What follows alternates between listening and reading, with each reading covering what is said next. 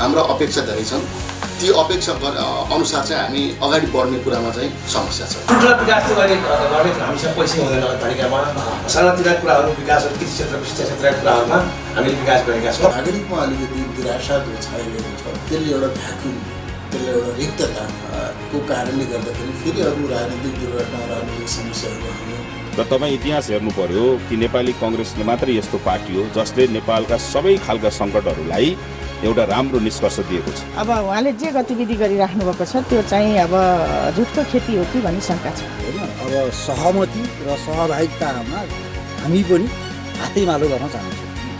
विद्रोही भूमिका होइन कि हरेक यसले बनाएको नगर सरकारले बनाएको बजेटहरूमा कानुन बनाउन 3 वर्षसम्म कानुन बनाउन नसकेको चाहिँ राज्यले अब कसरी यसको समाधान गर्ला भन्ने हामीलाई विश्वास छ।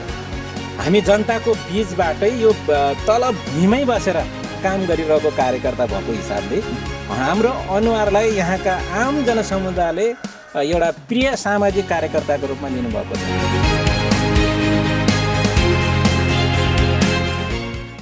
नमस्कार दर्शकवृन्द, तपाईँ हेर्दै हुनुहुन्छ गोल्डन आइ टेलिभिजनको प्रस्तुति मफसल राजनीतिक विशेष हेर्दै हुनुहुन्छ।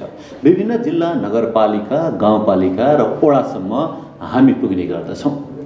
ओडाका गतिविधि के छन्, राजनीतिक व्यक्तित्वहरू के गर्दैछन्, यी कुराकानी राख्ने गर्दछौँ। यसै सिलसिलामा हामी पोखरा महानगरपालिकाको वडा नम्बर 29मा आइपुगेका छौँ।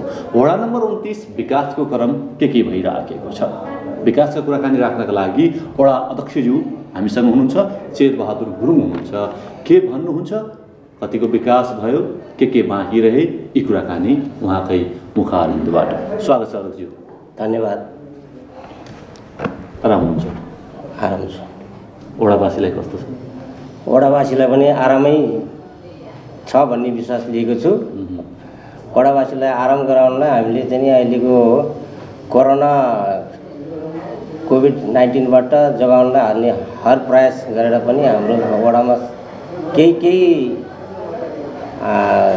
नोक्सानीहरू त भए तर पनि हामीले वडावासीलाई सकेसम्म जोगाउनलाई हर प्रयास गरेर अनि राम्रै छ भन्नुपर्छ, सन्तोष नै मान्नुपर्छ।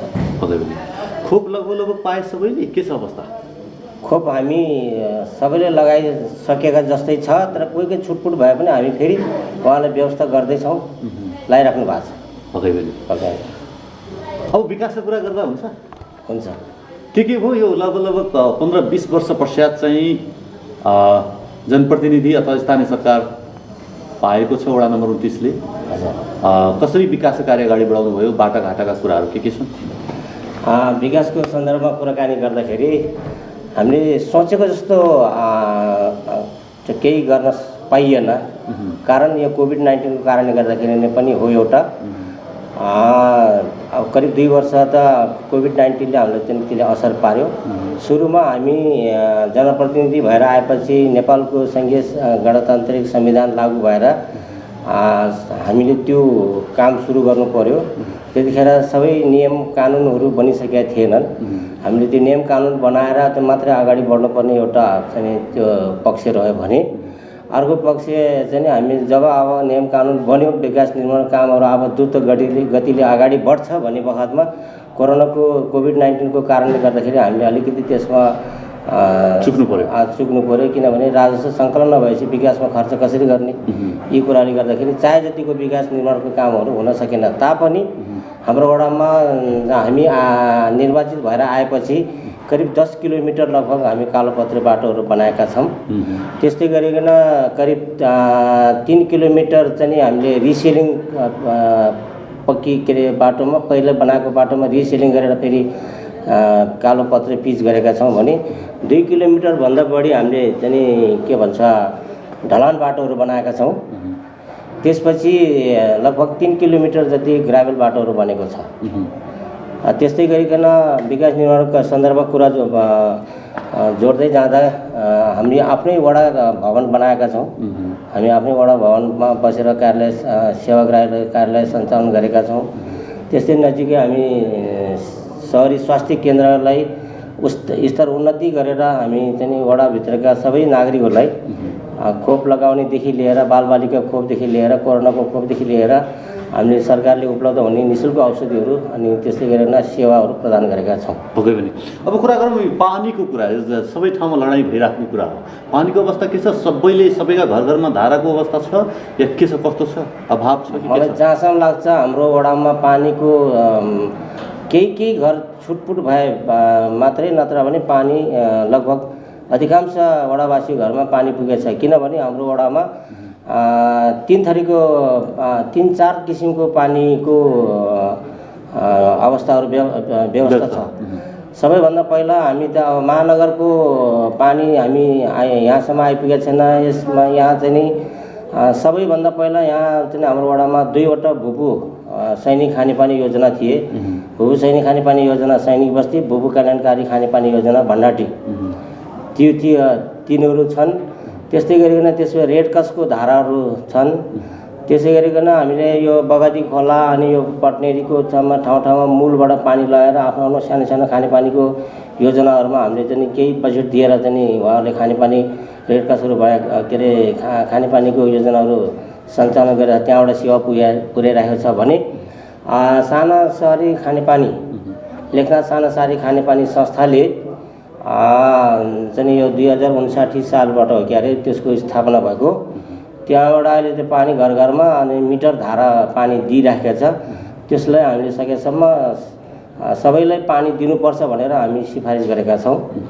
जहाँसम्म लाग्छ उहाँहरूले अधिकांशले चाहिँ नि पानीको धारा पहिला त आज यो लेखनाथ साना सहरी खानेपानीको पनि चाहिँ समूहगत रूपमा 4-5 घर मिलेर अनि एउटा धारा राखेर सार्वजनिक तरिकाले पानी खाने पनि गरेको थियो। अहिले त्यो चाहिँ नि सायद सबै आफ्नै निजी धाराको रूपमा चाहिँ सबैले घर घरमा धारा जोडेका छन्। के व्यवस्था चाहिँ गर्नु भएको छ, गरिएको छ। के छुटपुट भयो त्यो उहाँहरूले गर्न नचाहनेहरू मिटर धारा पैसा तिर्नको समस्या अथवा धारा जडान गर्न नसक्ने अवस्था केही भयो तिनी केही होला नि। तर त्यो पनि त्यो गुनासो पनि अहिलेसम्म आएको छैन। मैले पानी खान पाइनँ भन्ने कुरा गुनासो छैन। त्यो भए पनि समस्या समाधान हुन्छ होला? हुन्छ। मैले पानी खान पाइनँ, मैले चाहिँ सार्वजनिक रूपमा पनि खान पाइनँ, मेरो व्यक्तिगत धारा जोड्न सकिनँ भन्यो भने हामी त्यस्तोमा सहयोग गर्न हामी चाहिँ तत्पर छौँ। तर निवेदन आउनु पर्यो। उहाँहरूको गुनासो आउनु पर्यो। शिक्षाको कुरा गर्न चाहन्छौँ। यहाँका 29 नम्बर वडामा जति पनि बालबालिकाहरू छन् उहाँले समान किसिमको शिक्षा पाएको छ? त्यतातिर हजुरको ध्यान गएको छ कि अब फेरि चुनाव पनि छ त्यता व्यस्त हुनुहुन्छ? थोरै त्यो राखिदिनु। बालबालिकाहरूलाई हामी चाहिँ सबै बालबालिकाहरूले शिक्षाको पहुँचमा पुग्नुपर्छ भन्ने हाम्रो मान्यता हो। राज्यले त्यही निर्देशित गरेका छ। जहाँसम्म लाग्छ हामीले चाहिँ कोही बालबालिकाहरू शिक्षा विद्यालय जाने अवसरबाट वञ्चित छ भने हामी आफै पनि उहाँलाई विद्यालयमा लगेर पढाउने वातावरण पनि गरेका हौँ। हामीले गरेका पनि थियौँ। तर अहिले केही चाहिँ लगातार छ, केही छुटेर फेरि अन्तै सरे छन् भन्ने कुरा सुनिन्छ। विद्यालय बालबालिकालाई विद्यालयबाट कसैले पनि वञ्चित नगर्ने हिसाबले हामीले चाहिँ सबैले त्यो कुरा राखेका छौँ। कति विद्यालय छन् हाम्रो वडा नम्बर 29 मा? हाम्रो वडा नम्बरमा 3वटा चाहिँ सार्वजनिक विद्यालय छ। जनप्रकाश मावि, नवदुर्गा आधारभूत विद्यालय, पटनेरी आधारभूत विद्यालय, त्यस्तै गरेर नेपाल आदर्श बोर्डिङ स्कुल, त्यस्तै सिद्धिविनायक अनि के अरे यो पिएमजी र होलीमन्ट 4वटा संस्थागत विद्यालय छन्। 3वटा सामुदायिक विद्यालयहरू छन्। चाहिँ अहिले चाहिँ हामी जनप्रकाश मावि यो वडाको केन्द्र भागमा छ र त्यहाँ चाहिँ अहिले राम्रो किसिमको विद्यालयको चाहिँ वातावरण राम्रो छ। भौतिक संरचनाहरू पनि सबै बनेका छन्। शैक्षिक पनि गुणस्तर भएको छ। अब कुरा राखौँ युवाहरूका। कति युवाहरू बेरोजगार छन्, कति स्वरोजगार छन् र युवालाई व्यवस्थापन कसरी गर्न सकिन्छ? युवालाई अब यस्तो छ, रोजगारी हुनको लागि वडामा पनि शिक्षा चाहिँ त्यस्तो चाहियो हैन? वडामा शिक्षा त्यस्तो राज्यले पनि त्यस्तो शिक्षा नीति अवलम्बन गर्नुपर्ने हुन्छ। त्यसअनुसार वडामा हामीले त्यसरी शैक्षिक स्तरलाई व्यवसायिक शिक्षा बनाउनको लागि हामीले जोरदार हाम्रो चाहिँ चाहना हो। जसअनुसार अहिले हामी गण्डकी बहुप्राविधिक शिक्षालय पोखरा महानगरपालिकाले गण्डकी बहुप्राविधिक शिक्षालयमा यहीँ हामीले चाहिँ जग्गा उपलब्ध गराएका छौँ। अहिले त्यसको भवन बन्दैछ र जनप्रकाश माविमा नै त्यसको अहिले दोस्रो वर्षको दुईटा के अरे विषयहरू के अरे अटोमोबाइल इन्जिनियरिङ र सिभिल इन्जिनियरिङको दुईटा चाहिँ कक्षाहरू सञ्चालन भइरहेछ। लगभग 48 गर्दाखेरि अहिले दोस्रो वर्ष चाहिँ भइरहेछ। त्यसरी यो विद्यार्थी त्यहाँबाट चाहिँ उत्पादित भएको विद्यार्थीहरूले हामी महानगरले नै फेरि उहाँहरूलाई रोजगारीको अवसर दिने उद्देश्यका साथ अहिले हामी चाहिँ यो चाहिँ वडामा गण्डकी बहुप्राविधिक शिक्षालय पोखरा महानगरपालिकाको कक्षाको सँगसँगै भवनको पनि निर्माण भइरहेको छ त्यो जग्गामा।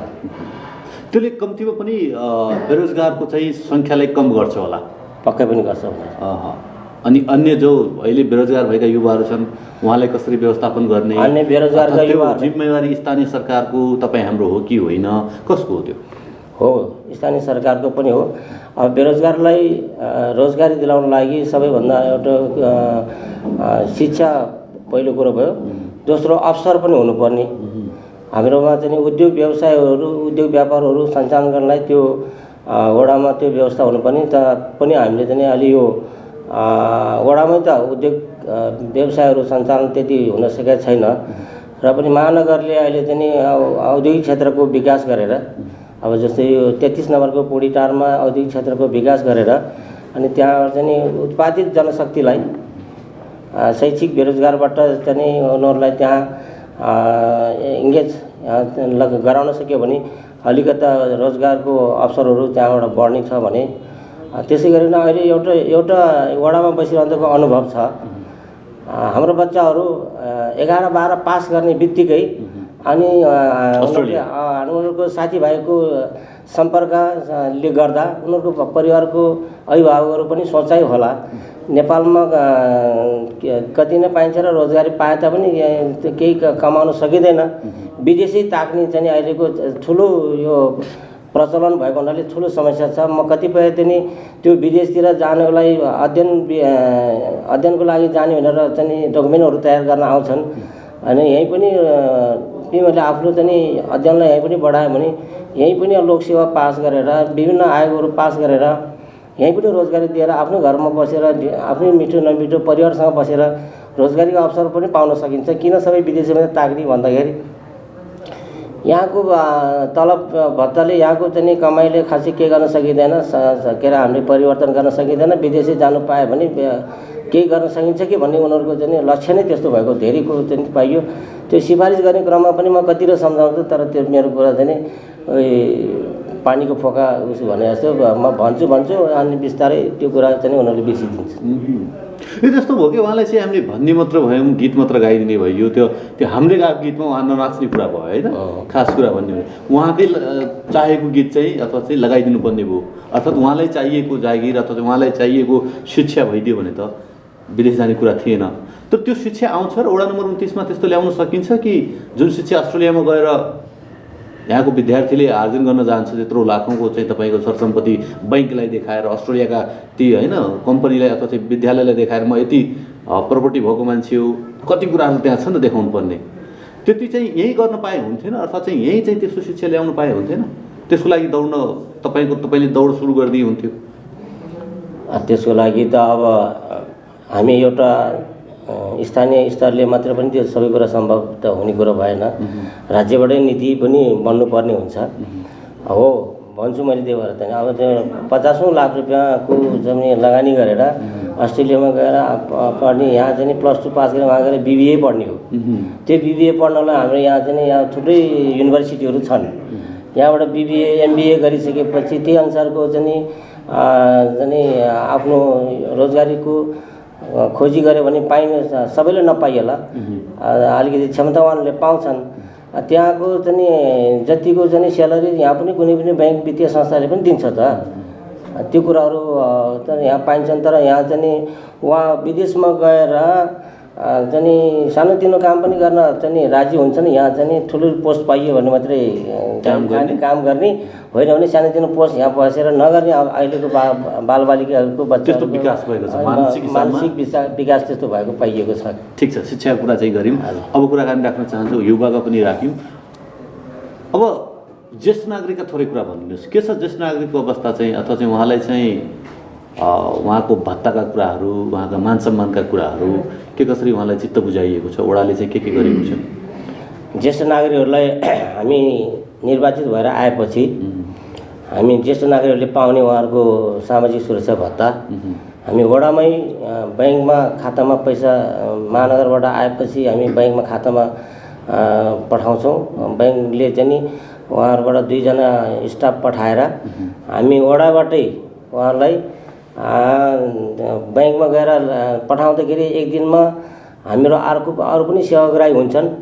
उहाँहरू एकै दिनमा 400-500 जना चाहिँ भिड लाएर आउनुहुन्छ अनि चाहिँ उहाँलाई व्यवस्थापन गर्न गाह्रो भएको हुँदाखेरि हामीले चाहिँ 50 जनाभन्दा बढी हामी चाहिँ एक दिनमा उहाँलाई सेवा दिन सक्दैनौँ भन्ने उहाँहरूको ब्याङ्कको म्यानेजरको कुराहरू त्यस्तो भएको पछि त्यसो भए हामी चाहिँ हामीलाई चाहिँ 2 दिन सके 3 दिन तपाईँहरूको चाहिँ 2 जना स्टाफ दिनुहोस्, हामी यहीँ व्यवस्थापन गर्छौँ र हामी उहाँहरूलाई चाहिँ बिहा कुनै दिन तोक्छौँ। त्यो दिन तोकेर उहाँहरूलाई त्यो पनि के अरे एरिया छुट्याएर एकै दिन उहाँलाई पनि भिड नपार्ने, आएर फेरि फर्किन नपरोस् भन्ने हिसाबले हामी चाहिँ सके त 2 दिनमा नत्र 3 दिनमा भए पनि हामी उहाँलाई वडामै बोलाएर, यो वडा सेन्टरमा पनि छ वडा कार्यालय, चारैतिरबाट सेन्टर पर्छ, उहाँलाई त्यहीँ बोलाएर उहाँलाई चाहिँ सामाजिक सुरक्षा भत्ता दिने वितरण गर्ने गरेको छ। कुनै नमिलेको ब्याङ्कमा खातामा पोस्टिङ नभएकोहरूको मात्रै उहाँ जानुपर्ने अवस्थाहरू कुनै परेछ, नत्र परेको छैन। रिफ्रेसमेन्टका लागि चाहिँ घुमफिर लाने अथवा चाहिँ धार्मिक टुरहरू लाने त्यस्तो पनि अरूमा चाहिँ सुनिएको छ हैन? त्यो कुराहरू गरिएको छ, अरू वडाले त्यो केही गरेको पाइएछ। अनि त्यसमा हाम्रो वडा समितिको विचार के भयो भने अब वृद्ध अवस्थामा भएको त्यो बाबाआमाहरूलाई उनीहरूलाई रिफ्रेसमेन्टको लागि कहीँ लैजाउँ, कुनै धार्मिक स्थलमा लैजाउँ, कहीँ लैजाउँ। अब बिचैमा बाटोमा चाहिँ समस्या दुःख बिमार भयो भने उहाँलाई फेरि एउटा त्यो ग्रुपमा 1-2 जना त्यस्तो बिमारीको अवस्था पऱ्यो भने उहाँहरू हिँड्नु सक्नु भएन, कहीँ लोटे केही भयो भने अनि त्यहाँबाट फेरि समस्या होला भनेर त्यो कुरालाई अहिले हामीले चाहिँ त्यति महत्त्व दिएका छैनौँ। तर उहाँहरूलाई हामीले बेला के अरे के गरेका छौँ भनेदेखि उहाँहरूलाई चाहिँ बेला चाहिँ केही बजेट जुन विनियोजन गरिएछ, कुनै बखतमा उहाँलाई चाहिँ सम्मान गरिएछ, दोस्रोलाई ओढाएर चाहिँ बोलाएर सबैलाई सम्मान गरिएछ। कुनै बेलामा अनि त्यस्तै शिविरहरू राखेर चाहिँ कार्यक्रम गर्ने भएछ। यो वर्ष चाहिँ यो 8 गते आँखा शिविर, स्वास्थ्य शिविर राख्ने, उहाँलाई बोलाएर आँखाको जाँच गराउने, स्वास्थ्यलाई विशेष ध्यान दिने, त्यो हिसाबले त्यस्तो किसिममा हामीले उहाँलाई त्यसरी वृद्धहरूलाई, ज्येष्ठ नागरिकलाई त्यसरी कार्यक्रमहरू गरिएछ। महिला विकासका लागि के छन् कार्यक्रमहरू? महिला विकासको लागि कार्यक्रमहरू त हामीले के गर्यौँ भने महिलाहरूलाई सिपमूलक तालिमहरूको लागि विशेष जोड दिने गरेका छौँ। उहाँहरूको नेतृत्व विकासको लागि जोड दिने गरेका छौँ। सिपमूलक तालिम भन्दाखेरि हामी सिलाइ बुनाइ, अब हामीले वडाले बजेट कति भएन सिलाइ बुनाइ, त्यो बाहेक अरू छैन? म भन्दैछु सिलाइ बुनाइको केही उहाँले माग फेरि त्यस्तै माग आउँछ क्या। कसैले झोला बुनेर, कसैले भाङ्रा बुनेर चाहिँ, कसैले सिप पनि त्यो सिपलाई निरन्तरता गरेछ। कसैले चाहिँ अब जस्तै अब आफ्नो चाहिँ आवश्यक पनि सिलाइ के अरे चाहिने सिलाइहरू, सर्टहरू, प्यान्टहरू, अनि ब्लाउजहरू, टी सर्टहरू अब के छ उहाँहरूको छ त्यो बनाएर पनि गरेछ। कसैले तालिम लिएछ त्यति निष्क्रिय भएर बसेको छ। राज्यको लगानी हो नि त, सबैको हाम्रो भनाइ रिटर्न आउनु पर्यो। सिकेर उहाँले चाहिँ एउटा आफ्नो मजासँग हैन अफिस अथवा चाहिँ पसल इस्टाब्लिस गरेर कर तपाईँ अथवा सरकारलाई बुझाए, स्थानीय सरकारलाई बुझायो भने पो ल ठिक छ लगानी गरेको फिर्ता आयो भन्ने हुन्छ। हाम्रो त्यतिकै निस्करी रह्यो भने त त्यही त उहाँहरूलाई हामीले चाहिँ भनेको छौँ तपाईँ तालिम मात्रै तालिम लिने अनि जाने पाएको प्रमाणपत्र सिरानीमा राख्ने, बाक्समा राख्ने, अनि त्यसरी बस्नु पाइँदैन, त्यसरी बस्नु हुँदैन भन्छौँ। तर पनि अब त्यो सबैलाई चाहिँ त्यो कुराहरूलाई चाहिँ अनिवार्य गराउन सकिएको छैन। त्यस्तै ब्युटी पार्लरको लिएछौँ, कतिपय दिदीबहिनीहरूले ब्युटिसियनको लागि ब्युटी पार्लर लिएछौँ। त्यसरी नै अब कसैले अनि कृषिमा पनि आफ्नो बारीमा तरकारी खेती आफ्नो चाहिँ यो अर्ग्यानिक जाने खेतीपाती, अर्ग्यानिक तरकारी लगाउन पनि हामीले चाहिँ त्यसरी गरिएछ। तर ती कामहरू गर्नको लागि यो कोरोनाको कारणले गर्दा हामी गत वर्षहरूमा त्यो काम जति सोचेको थियौँ त्यो गर्न जनताले पनि बुझ्छ, पाइएको छैन।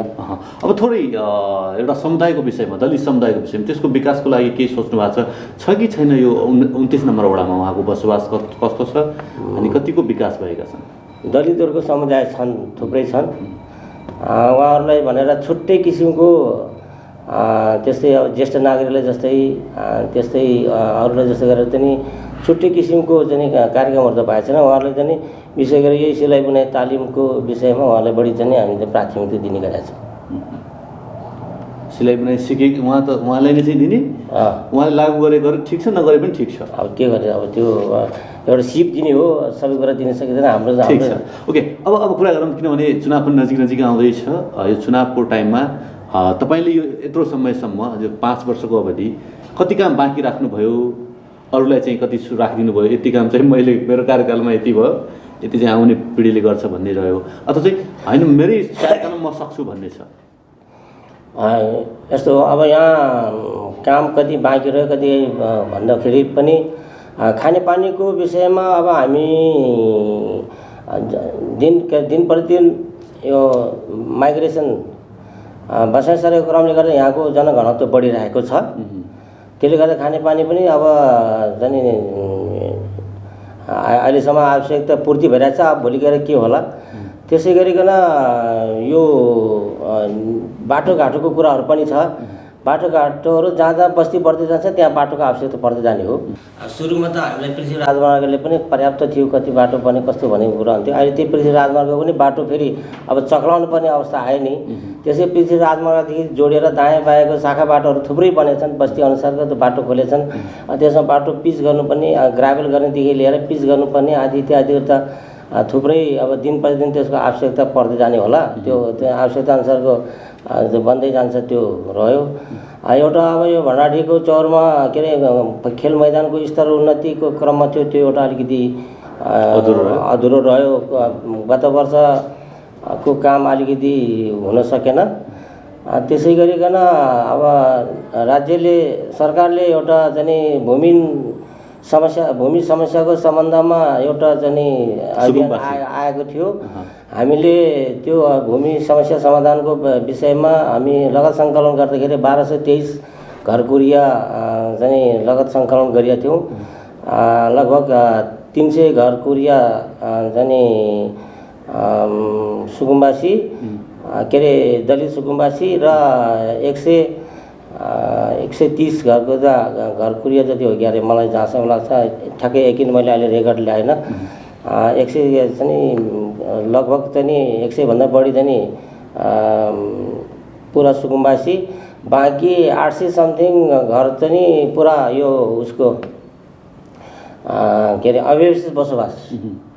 त्यस्तो गरेर त्यो काम चाहिँ लगत सङ्कलन गरेर राखेको थियो। अब त्यो काम पछि स्थगित भएको छ। अब जो आउँछ अथवा चाहिँ अर्को कार्यक्रम त्यो कसरी अब आउला, फेरि सरकारले त्यो कसरी के छ? अब चाहिँ चुनाव पनि आउँदैछ, यहाँले चाहिँ यहाँको जनताले कुन ठाउँमा देख्छन्? के छ सम्भावना चाहिँ? जनता बोल्न मिल्छ, भन्न मिल्छ कि के छ अवस्था? तपाईँको इच्छा आकांक्षा के छ? अब चाहिँ म यहाँ हुन्छु भन्ने छ? होइन, त्यो सधैँभरि मैले मात्रै त्यो पोस्ट लिइरहनुपर्छ, पाइरहनुपर्छ भन्ने कुरा होइन। त्यो आवश्यकता त्यतिखेरको आवश्यकतामा त्यतिखेरको चाहिँ छनौट अब चाहिँ प्रतिनिधि छनौट गर्ने क्रममा त्यो कुरा विभिन्न राजनीतिक दलहरूले आफ्नो आफ्नो तरिकाले छान्लान्। त्यो कुराहरू त पछिको कुरा रह्यो। अब मलाई जनताले मूल्याङ्कन गर्ने कुरामा अब चाहिँ जनताले कसरी मूल्याङ्कन गर्छ जनताहरूले जान्ने कुरा हो। म आफै मपाई भन्ने कुरा त हुँदैन। धेरै धेरै धन्यवाद दिन चाहन्छु। समग्र वडाको विकासका कुराहरू राखिदिनु भयो। आगामी राजनीतिक सफलताको शुभकामना पनि व्यक्त गर्न चाहन्छु। धन्यवाद। धन्यवाद। पोखरा महानगरपालिकाको वडा नम्बर 29मा छौँ र यहाँ समक्ष म जोड्न चाहन्छु कास्की क्षेत्र नम्बर 1 का सहसचिव नेपाली काङ्ग्रेसका हुनुहुन्छ। के भन्नुहुन्छ अब नेपाली काङ्ग्रेसको स्टेप के हुने, कास्की 1 मा के गर्न सकिन्छ, अब चाहिँ विकासका कुराहरू अथवा चाहिँ चुनावका कुराहरू के हुन्छन्, कसरी अगाडि बढ्छ पार्टी, यी कुराकानी उहाँकै मुखारबिन्दबाट। मसँग हुनुहुन्छ मोतीश गिरी हुनुहुन्छ, म स्वागत गर्न चाहन्छु। स्वागत छ यहाँलाई। स्वागतम, धन्यवाद। आराम हुनुहुन्छ? हजुर आराम। पार्टीलाई कस्तो छ? हजुर सब ठिक छ। अहिले हामीले पार्टीलाई यो अधिवेशन गर्न सकिरहेका थिएनौँ। धेरै समयको पर्खाएपछि एकदम सुदृढीकरण गर्ने हिसाबले अब पार्टीलाई कसरी लान सकिन्छ र यो नेता भनेको यो जनताको गोठाल हो, सेवक हो, निष्ठाको राजनीति गर्नुपर्दछ, जनताको सेवा गर्नु नै राजनीति हो भन्ने हिसाबले हामी नेपाली काङ्ग्रेसबाट जति पनि उठेका छौँ हामी यसैमा चाहिँ तल्लिन्छौँ, सेवामै तल्लिन्छौँ। पक्कै नेपाली काङ्ग्रेस सधैँ सुतिराख्छ, अरूले उठाइदिनु पर्ने हो?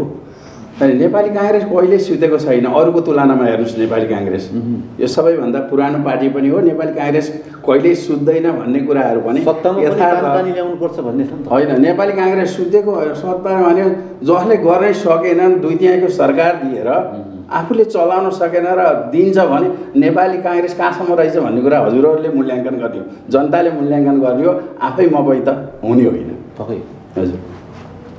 अब के छ सम्भावना आउँछ नेपाली काङ्ग्रेसलाई अब पत्याउँछ? अब हामी भने सेवाको भावनाले बिन्दु कुमार थापालाई मात्र पत्याइ भन्ने छ नि त बजारमा। होइन, यो राजनीतिको एउटा लहर चुनाव आउँदैछ। हजुर, चुनाव राजनीतिको लहर आउँछ यसरी र जनताले पनि हेर्छन्। जो सधैँ जनताले एउटै पार्टीलाई मात्रै होइन कि कसले कसरी काम गर्छ भन्ने कुरा। तपाईँ निर्वाचित हुनुहुन्छ है, फेरि निर्वाचित सहसचिव हुनुहुन्छ। हजुर। जो जाँगर पक्कै भरे ल्याउनु भएको छ होला। हजुर होइन, हजुर। त्योभन्दा अगाडिको सुत्या पनि होला। मिल्छ भन्न मिल्छ यो? मिल्छ, किन नमिल्ने। कहाँ चुक्यो नेपाली काङ्ग्रेस? हजुर, कुन कुन ठाउँमा नेपाली काङ्ग्रेस चुक्यो? होइन, नेपाली काङ्ग्रेस चुक्नको कारण के छ भने यो हामीले काम गर्ने विशेष किसिमका काम गर्ने दायित्व कर्तव्यहरूमा चाहिँ पछि परेको त होइन, तर के भन्दा जनताले एकचोटि यो पार्टीलाई दिउँ, एकचोटि माओवादी जुन बेलामा आयो यसले केही गर्छ कि भनेर दियो। अब एमाले चाहिँ आएर सक्रिय हामी केही गर्छौँ देखाउँछौँ भनेर भन्यो, त्यसलाई दियो। विचार त गरिरहेका छन् नि जनताले। आखिर यहाँ चाहिँ त नेपाली काङ्ग्रेस नै रहेछ भन्ने अवश्य नै हुनेछ।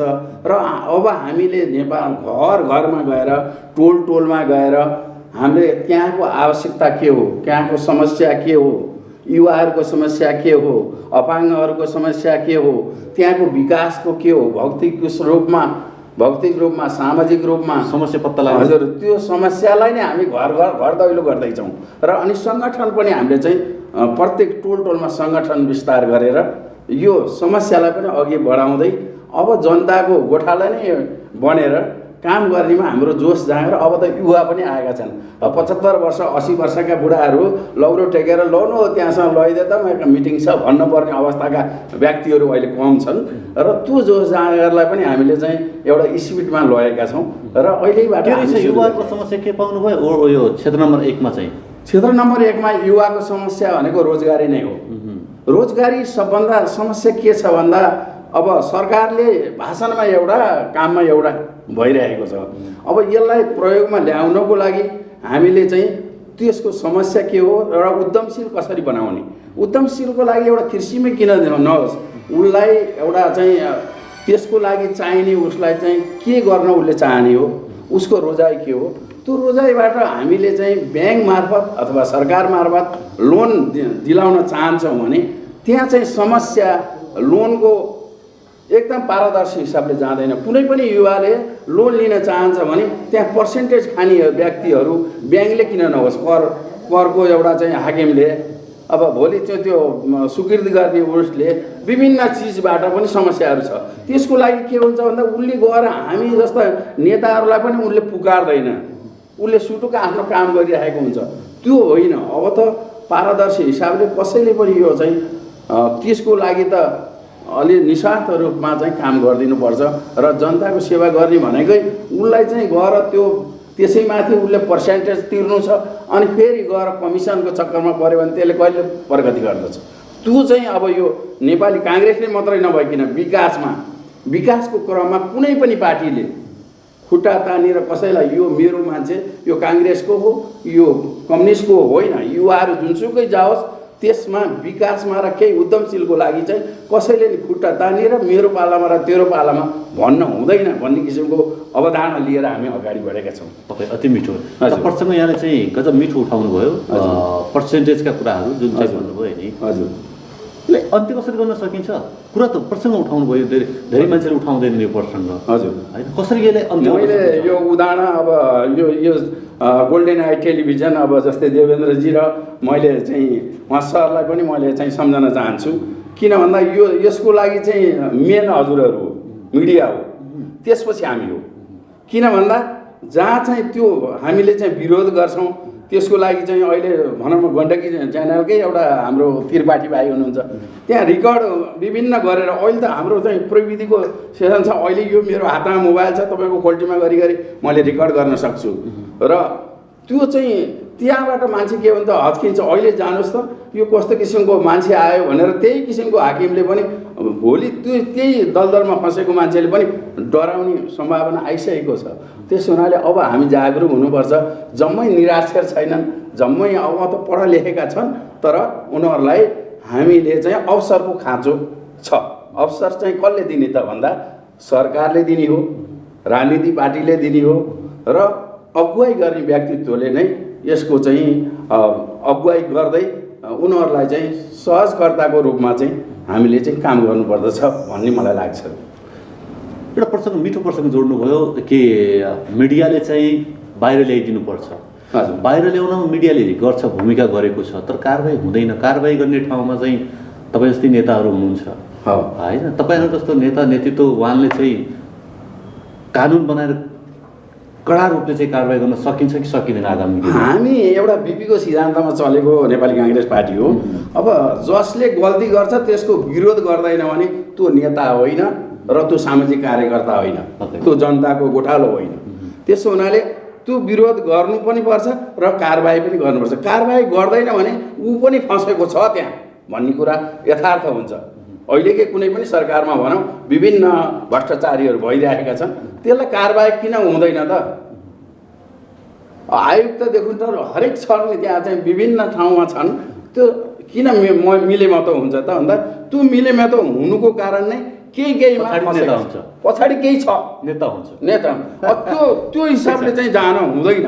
त्यो म फेरि कुनै पनि नेताको एउटा पुच्छार होइन। नेपाली काङ्ग्रेस एक हो र हामी कसैलाई बोकेर हिँड्ने मान्छे होइन। तर यहाँ पार्टी खेमाको आँसी आफूले ल्याइदिन्छ त्यो होइन। तर हामी भनेको निष्ठावान हो। मान्छे मर्दैन, कुकुर ढिकुर त मरेको छैन भने मान्छे खाना बिना मर्दै छैन। तर दरिद्रताले नै मान्छेलाई यो भ्रष्टाचारीमा ल्याएको छ र त्यो भ्रष्टाचारी पैसा कहाँ गएको छ, कसरी खोज्ने, त्यो व्यक्तिलाई आवश्यकता छैन। हेर्नु, त्यो पैसाले चाहिँ चाहिएको छैन। चाहिनुभन्दा बढी चाहिँ भ्रष्टाचारी भएर त्यो विदेशमा गएर लुकेका पैसा अब नेपालमा ल्याउनुपर्छ र खाना बिना मान्छे मर्दैन र सच्चा व्यवहार र निष्ठाको गऱ्यो भने हाम्रो यो पेट भर्न कति लाग्छ हजुर? मेरो भावना पनि मेरो मात्रै नभइकन अब नेपाली काङ्ग्रेस मात्रै नभइकन सम्पूर्ण राजनीति पार्टीको र समाजमा अगुवाई गर्ने व्यक्तित्वको सङ्घ संस्थाको र व्यक्तिको त्यो भावना हुनुपर्दछ र धर्म सम्झेर पनि काम गर्नुपर्छ। धर्मले नै मान्छेलाई हुन्छ भन्छन्, तर मान्छे नास्तिक र आस्तिक जसले सुख सम्झन्छ त्यहाँ नास्तिक हुँदैन। म त्यो भन्छु हो। यही विचार सबैसँग भइदिए गजब हुन्थ्यो क्या। अब यही त छ होइन, त्यो भावना ल्याउने हजुर हामीले हो। अब यो युवाको काम के त? ठिक छ, ठिक छ। म यहाँलाई चाहिँ थोरै क्षेत्रीय पार्टी कसरी बनेको छ, अनि त्यहाँ चाहिँ कसरी दलितलाई समेटिएको छ, कसरी अन्य जातिहरूलाई समेटिएको छ, थोरै स्पष्ट। हजुर, हामीले के छ, महिलालाई चाहिँ कसरी विकास गर्दैछ, हजुर कतिको सक्रियता छ? हामीले अब मै सहसचिव छ भने मेरो माथि चाहिँ सहसचिव नै महिला नै छन्। गजब। अनि त्यसपछि हामीले जनजातिमा पनि छन्, दलितमा छन्, अपाङ्गमा छन्। यो सबै कुरा हामीले मिलाएर ल्याएका छौँ र सबैलाई समेटेर पनि ल्याएका छौँ। र अहिले जुन क्षेत्र नम्बर 1 मा छ हामीले चाहिँ अब चुनाव त गऱ्यौँ, किनभने नेपाली काङ्ग्रेस हो। यो प्रजातन्त्र भनेको, लोकतन्त्र भनेको चुनावी गरेरै ल्याउने हो। च्वाइस त जनताको हो, क्रियाशील व्यक्तिहरूको हो, उहाँहरूलाई छोडिदिउँ। अब जोसँग एक्टिभ छ ऊ छ त्यसले चाहिँ ल्याउन सक्छ। तर पनि कसैले पनि अब यो पैसाको राजनीति नहोस् भन्छौँ है हामीले। पैसाको चलखेलले राजनीति नहोस्, निष्ठावानलाई हेरेर जानुपर्छ। विदेशमा के छ उसको चाहिँ घोषणा पत्र हेरेर दिइन्छ। हाम्रोमा राजनीति भनेर एउटा जनैको डोरो बाँधे जस्तो चोरे पनि भ्रष्टाचार गरे पनि त्यसैलाई भन्ने होइन। अब त युवाहरू पनि छन्, हरेक छन्, जानी बुझिसकेका छन्। मान्छेले देश विदेशदेखि त होल संसार नै एउटा सानो भइसक्यो। अब यो ग्लोबल हिसाबले हेर्ने भने अब त्यसरी हामी जानुपर्दछ। र अब यो क्षेत्र नम्बर 1 मा चाहिँ हामीले मादी पनि पर्छ। हेर्नुहोस्, मादिका 12वटा वडा, रूपाको 7वटा वडा र हामीले यो 10, 12, 13, 14 वडा र 28 कालिका र 26 देखि 32 सम्मको हाम्रो चाहिँ यो क्षेत्र नम्बर 1 पर्छ। मलाई लागेको कुरा हजुर, यो हरेक पार्टीले सामुपातिक मात्र भन्छ। यो सामुपातिक भन्दा पनि प्रत्यक्ष महिलालाई किन लडाउँदैन अथवा चाहिँ प्रत्यक्ष दलितलाई किन लडाउँदैन? कि तिनीहरू हार्छन् अथवा चाहिँ महिलासँग हामी हार्छौँ भन्ने पुरुषलाई डर हुन्छ, के कारणले लडाउँदैन? तपाईँको विचार चाहिँ? मेरो विचारमा जसको किन सामुपातिक क्षमतालाई चाहिँ कतै कदर नगरे हो जस्तो लाग्छ। होइन, सामुपातिक यसो उड्दै नउड्दिएर सामुपातिक ल्याउन खोजिएको कि मलाई लाग्छ। किन भन्दा महिला अघि नसर्दिने, अनि फेरि यो हाम्रो पितृसत्तात्मक देश, अनि हामीले उहाँहरूलाई अलिकति यो कमजोर छ, तिमी नगराऊ, तिमीले बुझेकी छैनौ, तिमीले जानेकी छैनौ भन्ने भावनाले नै उनीहरू हामीले त अगाडि ल्याउने हो। हामी त म त हरेक उसमा महिलालाई हो, महिलालाई नै समेट्ने व्यक्तित्व हो। म यसभन्दा अगाडि पनि मेयरमा नि उठेको हुँ। संयन्त्रमा 4 वर्ष मैले यहीँ गएर विकासका योजना चाहिँ सामाजिक होस्, भौतिक योजना होस्, यो अब प्रशासन होस्, अनि वन तथा भू संरक्षण होस्, यसमा एकदमै निष्पक्ष रूपमा मैले काम गरेर पनि देखाएको। मेरो चाहिँ उसमा सबै पार्टीले मलाई विश्वास, 11 पार्टी थियौँ हामी लेखनाथ हुँदा, हामी चाहिँ सबैले विश्वास गर्थे जहाँ बजेट हाल्यो दाइ हुनुहुन्छ भनेर पनि काम गरिन्थ्यो। त्यो निष्पक्ष गऱ्यो भने मान्छेले शङ्का नि गर्दैन भन्ने लाग्छ। म खोले खाएर त्यो ल्याएको बजेट बालबालिकामा किन नहोस्, अरू यो दलितमा किन नहोस्, अब त्यसरी आएको बजेटलाई चाहिँ सकभर चाहिँ त्यो दिनको भत्ता हामीलाई नदिनु होला, त्यो भत्ताले बरु उता काम गर्छ भनेर बिन्ती गरेर हामी चाहिँ गर्ने व्यक्तित्व हो। र मलाई निर्धक्क छ, कसैले मोदीगिरीले खायो भन्न पनि सक्दैन, अनि भन्यो भने पैसाबाट सजिलै भन्न सक्छु, जसले खायो उही निलो मुख लिएर रातो बिरो भएर हिँड्नुपर्छ घौटीमन्टे लाएर भने म ढुक्कले छु। किन मलाई म खाना बिना मरेको छैन, भोलि तपाईँ कहाँ गरे खानु पाउँछु, उता नि पाउँछु, म आनन्द छ। त्यो भावना सबैमा हुनु पर्यो भन्ने लाग्छ। नेताजी धेरै धेरै धन्यवाद दिन चाहन्छु। यहाँको आगामी राजनीति पनि सफल रहोस्, यो शुभकामना व्यक्त गर्न चाहन्छु। अब अहिलेकै बालबालिकामा अब यो विकृति विसङ्गति रहित समाजको निर्माण भनेर यो यहाँको म संस्थापक सामुदायिक प्रहरी लेखनाथको संस्थापक अध्यक्ष नि हुँ। यस्तो बेलामा दलदलमा अब यो फँसे कसरी गर्न सकिन्छ भनेर पनि म चाहिँ यो सामुदायिक प्रहरीको पनि संस्थापक भएर चलाएको छु। र प्रहरी र समाजको दूरी पनि एकदमै मिलाएर लिएर जानको लागि भूमिका मैले गरेर कहिल्यै पनि म ठुलो मान्छे भइन, यो क्षेत्रको सबभन्दा सानो मान्छे म हुँ, सबको लोकप्रिय म हुन चाहन्छु। र एउटा ट्रट तालिम जस्तै सहजकर्ता भनेर जम्मैको राय लिएपछि बल्ल निर्णय गर्छु। कसैको अन्यायमा परेको छ भने स्थलगत गएर अनि वकिलहरूलाई राखेर, सरकारी तथा गैर सरकारी वकिल पनि राखेर त्यसको सबै गरेपछि तपाईँहरूको के होला भनेर निर्णय गर्दाखेरि जहिले पनि त्यो दुइटैले सम्झिराख्छन्। र अहिले म लोकप्रिय हुनका कारण पनि सबैले मान्नुहुन्छ, यहीँ सोध्नु होला, सबैसँग यहीँ बसेका यत्रजनासँग सोध्नु होला यो मोदीगिरी कस्तो भनेर सोध्नु होला, उहाँले यथार्थ भन्दैनुहुन्छ। म फेरि यो कम्युनिस्टको घर हो, त्यस कहाँ जान हुँदैन, म नेपाली गाउँहरू यसलाई सहयोग गर्छु। परि आयो भने रातिको 12 बजोस्, 1 बजोस्, 2 बजोस्, मेरो दायित्व र कर्तव्य मैले पुरा गरेर तिनका छोराहरूले गर्नुभन्दा पहिला म आफूले गर्न चाहन्छु। खबरै पाइनँ भने त केही लागेन, चोरी नै किन नहोस्। त्यो भएर मैले विकृति विसङ्गतिलाई पनि लिएर यो अगाडि बढेर जानुपर्छ भनेर यसको लागि पनि म यो क्षेत्रको पनि अध्यक्ष भएर मैले लागु अवसर सम्बन्धी सामुदायिक मात्रै नभइकन नौलो घुम्तीमा पनि मैले चाहिँ काम गएको छु। पक्कै जनता त्यो मूल्याङ्कन गर्नेछ, आशा अपेक्षा गर्दछु। आगामी दिनमा पनि यस्तै सक्रियता रहोस्, राजनीतिक सफलता चुम्नु हुनेछ भन्ने आशा अपेक्षा सहित शुभकामना व्यक्त गर्न चाहन्छु। धन्यवाद। धन्यवाद देवेन्द्रजी। र हाम्रो यो लोकप्रिय टेलिभिजनलाई पनि, गोल्डेन आईलाई पनि धन्यवाद दिँदै तपाईँहरू जस्तो यो लोकप्रिय च्यानलले यो भ्रष्टाचार र यो विकास र यो यति कार्यक्रमले पनि, यो साप्ताहिक कार्यक्रमले पनि हामीलाई चाहिँ यो मान्छेलाई घचघचाइसकेपछि यसमा लाग्न पर्दो रहेछ भन्ने प्रेरणा अवश्य दिलाउनेछ। र यहाँहरूलाई पनि मुरी धन्यवाद दिँदै यो निरन्तर चलिरहोस् भन्दै यहाँको उत्तर प्रगतिको कामना गर्छु। धन्यवाद।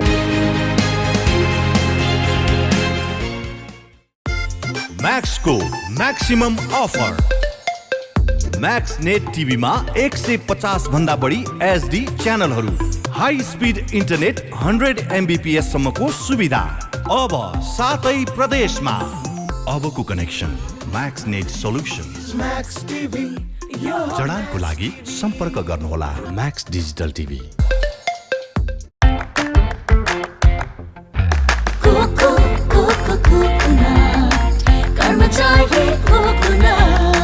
स्वादिलो छ, मिठो छ, सबैभन्दा टेस्टी छ। कर्मचारी coco, the most delicious coconut biscuits. Coco, coconut. कर्मचारी कोकोनट। स्वादिलो छ, मिठो छ, सबैभन्दा टेस्टी छ। कर्मचारी coco, the most delicious coconut biscuits. के तपाईँ दाँत र मुख सम्बन्धी सम्पूर्ण सेवाहरू उपलब्ध भएको ठाउँको खोजीमा हुनुहुन्छ? त्यसो भए हामीलाई सम्झनुहोस्।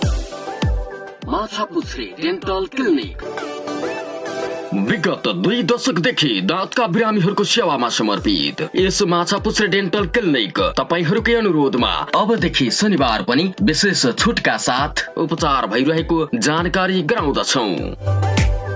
हाम्रा सेवाहरू: दाँत र मुख सम्बन्धी जाँच, दाँत निकाल्ने, दाँत भर्ने, मेसिनबाट दाँत सफा गर्ने, फिक्स दाँत राख्ने, नक्कली दाँत बनाउने, दाँत र गिजाको चिरफार, दाँतमा हिरा राख्ने, दाँतको एक्सरे र दाँत र मुख सम्बन्धी सम्पूर्ण सेवाहरू प्रदान गरिन्छ। सम्पर्क Machhapuchhre dental clinic, Mahendrapul, medical line, Pokhara. Phone 061 543 301।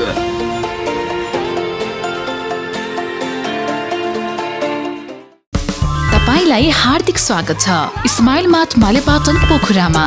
Smile mart भव्य शुभारम्भ यही पौष 10 गतेदेखि। सुन्नुस् त, ग्रान्ड ओपनिङ अफर हरेक सामानमा 5% छुट साथै स्पेशल अफरमा 25% सम्म छुट पाउनुहोस्। ग्रोसरिज, कस्मेटिक्स, किचनवेयर, लिक्विड्स, प्रशस्त पार्किङको सुविधा र 3000 भन्दा माथिको सामानमा होम डेलिभरीको सुविधा। हरेक सामान सुपथ मूल्यमा प्राप्त गर्नुहोस्। स्माइल मार्ट, पोखरा 5 मालेपाटन, गणतन्त्र चोक, मेगा ब्याङ्कको पारिपट्टि। फोन 061 537 483 98028 52 451। Website www.smilemarts.com। खुल्ने समय बिहान 7 बजेबाट बेलुका 9 बजेसम्म। स्माइल मार्ट भव्य शुभारम्भ। स्माइल मार्ट भव्य शुभारम्भ। तपाईको प्रत्येक शुभ कार्यको साथी एसआरकेसी बैंक्वेट। कुनै शुभ कार्य जस्तै शुभ विवाह, जन्मोत्सव, अन्नप्राशन, व्रतबन्ध, पिकनिक, आउटडोर इन्डोर तथा अन्य क्याटरिङको लागि हामीलाई सम्झनुहोस्। हामी तपाईको प्रत्येक शुभ कार्यमा तपाईको साथमा रहनेछौँ। हाम्रो प्रत्येक साथ स्तरीय र तपाईले चाहेको स्वादका परिकार सहित हुनेछ। तपाई मात्र हामीलाई सम्झनुहोस्। तपाईको फोनको आधारमा हामी तपाईले भनेको ठाउँमा र चाहेको समयमा सेवाको साथ उपस्थित हुनेछौँ। सम्पर्क एसआरकेसी बैंक्वेट, माटेपानी 12 नम्बर वडा अगाडि। Phone number 061 540 740। Mobile number 98 560 22 604 98 560 22 605। Proprietor Rajaram KC, Jayram KC. आफ्नै प्याटी प्यालेस होस् वा अन्य कुनै ठाउँ, तपाई सम्झनुहोस् मात्र सेवाको साथ हाजिर हुनेछौँ। एसआरकेसी बैंक्वेट हो हाम्रो नाउँ। के तपाईँ दाँत उपचारको खोजीमा हुनुहुन्छ? यदि हुनुहुन्छ भने वर्षौंदेखि तपाईहरुको सेवा गर्दै आइरहेको मेश्रम खान्द्रुक डेन्टल केयर सेन्टरलाई सम्झनुहोस्। हामी भरपर्दो विश्वासिलो सेवा दिनेछौँ। हाम्रा सेवाहरू: दाँत र मुख सम्बन्धी जाँच, नयाँ दाँत बनाउने, मेसिनबाट दाँत सफा गर्ने, दाँतको जराको उपचार, चिसा र चाँदी भर्ने, दाँतमा खोल राख्ने, दाँतको रङको सिमेन्ट भर्ने, नमिलेको दाँत बनाउने, दाँतको सौन्दर्य उपचार, दाँतको एक्सरे, दाँत निकाल्ने, दाँत र मुख सम्बन्धी स्वास्थ्य शिक्षा। हाम्रो सम्पर्क ठेगाना Meshram Khandruk dental care centre, KI Singh Pul Bagar 1 Pokhara. Phone 061 544 306। Mobile 98 560 20 884 98 460 23 634। हाम्रो शाखा कार्यालय Safal dental clinic, Rambazar pension camp Pokhara. Phone 061 432 418। All kind of dental and medical treatment. के तपाईँ नयाँ घर बनाउँदै हुनुहुन्छ? यदि हुनुहुन्छ भने ढुक्क भएर एडी ट्रेडर्सलाई सम्झिनुहोस्। हामी तपाईँलाई गुणस्तरीय सामान उपलब्ध गराउनेछौँ। हाम्रा सेवाहरू टोयलेट तथा बाथरुमका लागि आवश्यक सामानहरू जस्तै कमोड, धारा, बेसिन, पाइपहरू, घर बनाउँदा आवश्यक पर्ने सम्पूर्ण हार्डवेयरका सामानहरू पाइनुका साथै प्लम्बर पनि उपलब्ध गराइन्छ।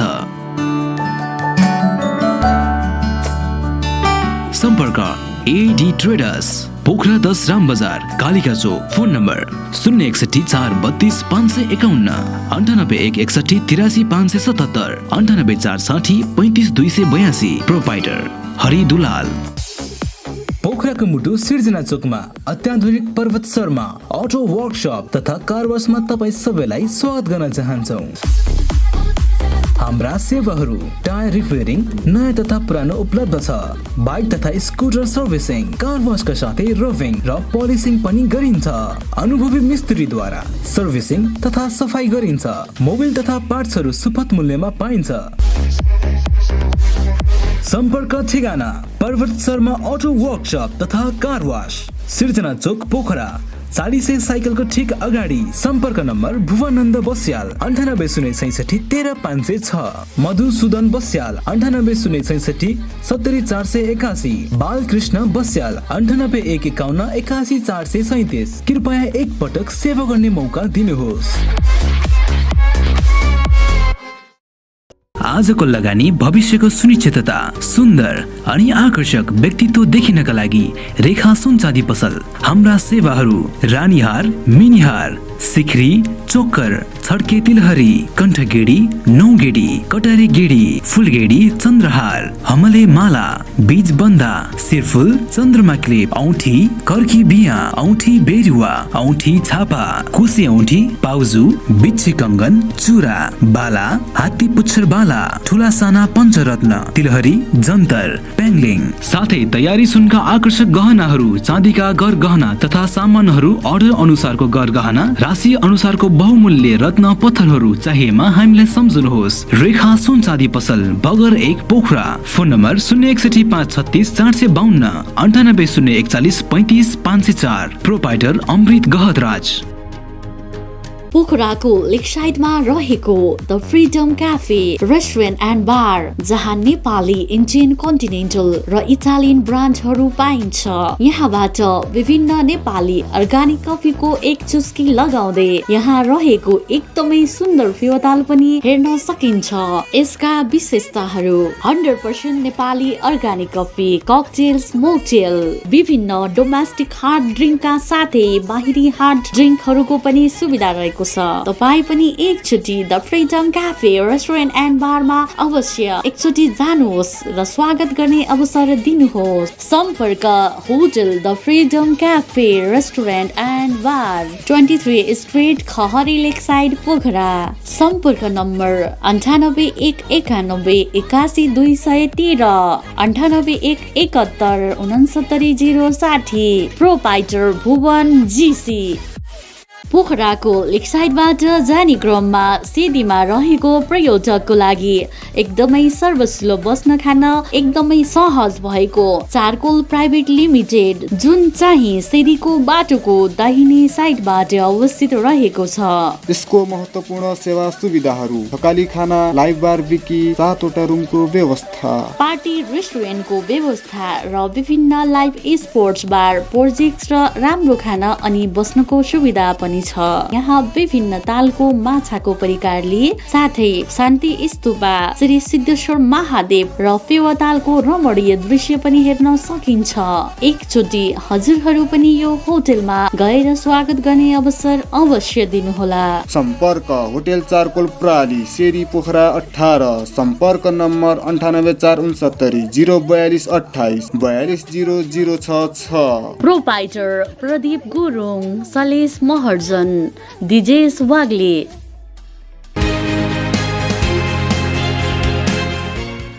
दर्शकबिन पुनः स्वागत गर्न चाहन्छु। म पोखरा महानगरपालिकाको वडा नम्बर 29 मा छु र यहाँका राजनीतिक व्यक्तित्वसँग कुराकानी यहाँ समक्ष राख्दैछौँ। नेकपा एमाले वडा नम्बर 29 का उपाध्यक्ष हुनुहुन्छ सुब्दार चन्द्र बहादुर गुरुङ हुनुहुन्छ। के भन्नुहुन्छ पार्टी कसरी अगाडि बढ्दैछ, पार्टीका क्रियाकलापहरू के छन्, यी कुराकानी उहाँकै मुखारबिन्दुबाट। स्वागत छ यहाँलाई। आराम हुनुहुन्छ?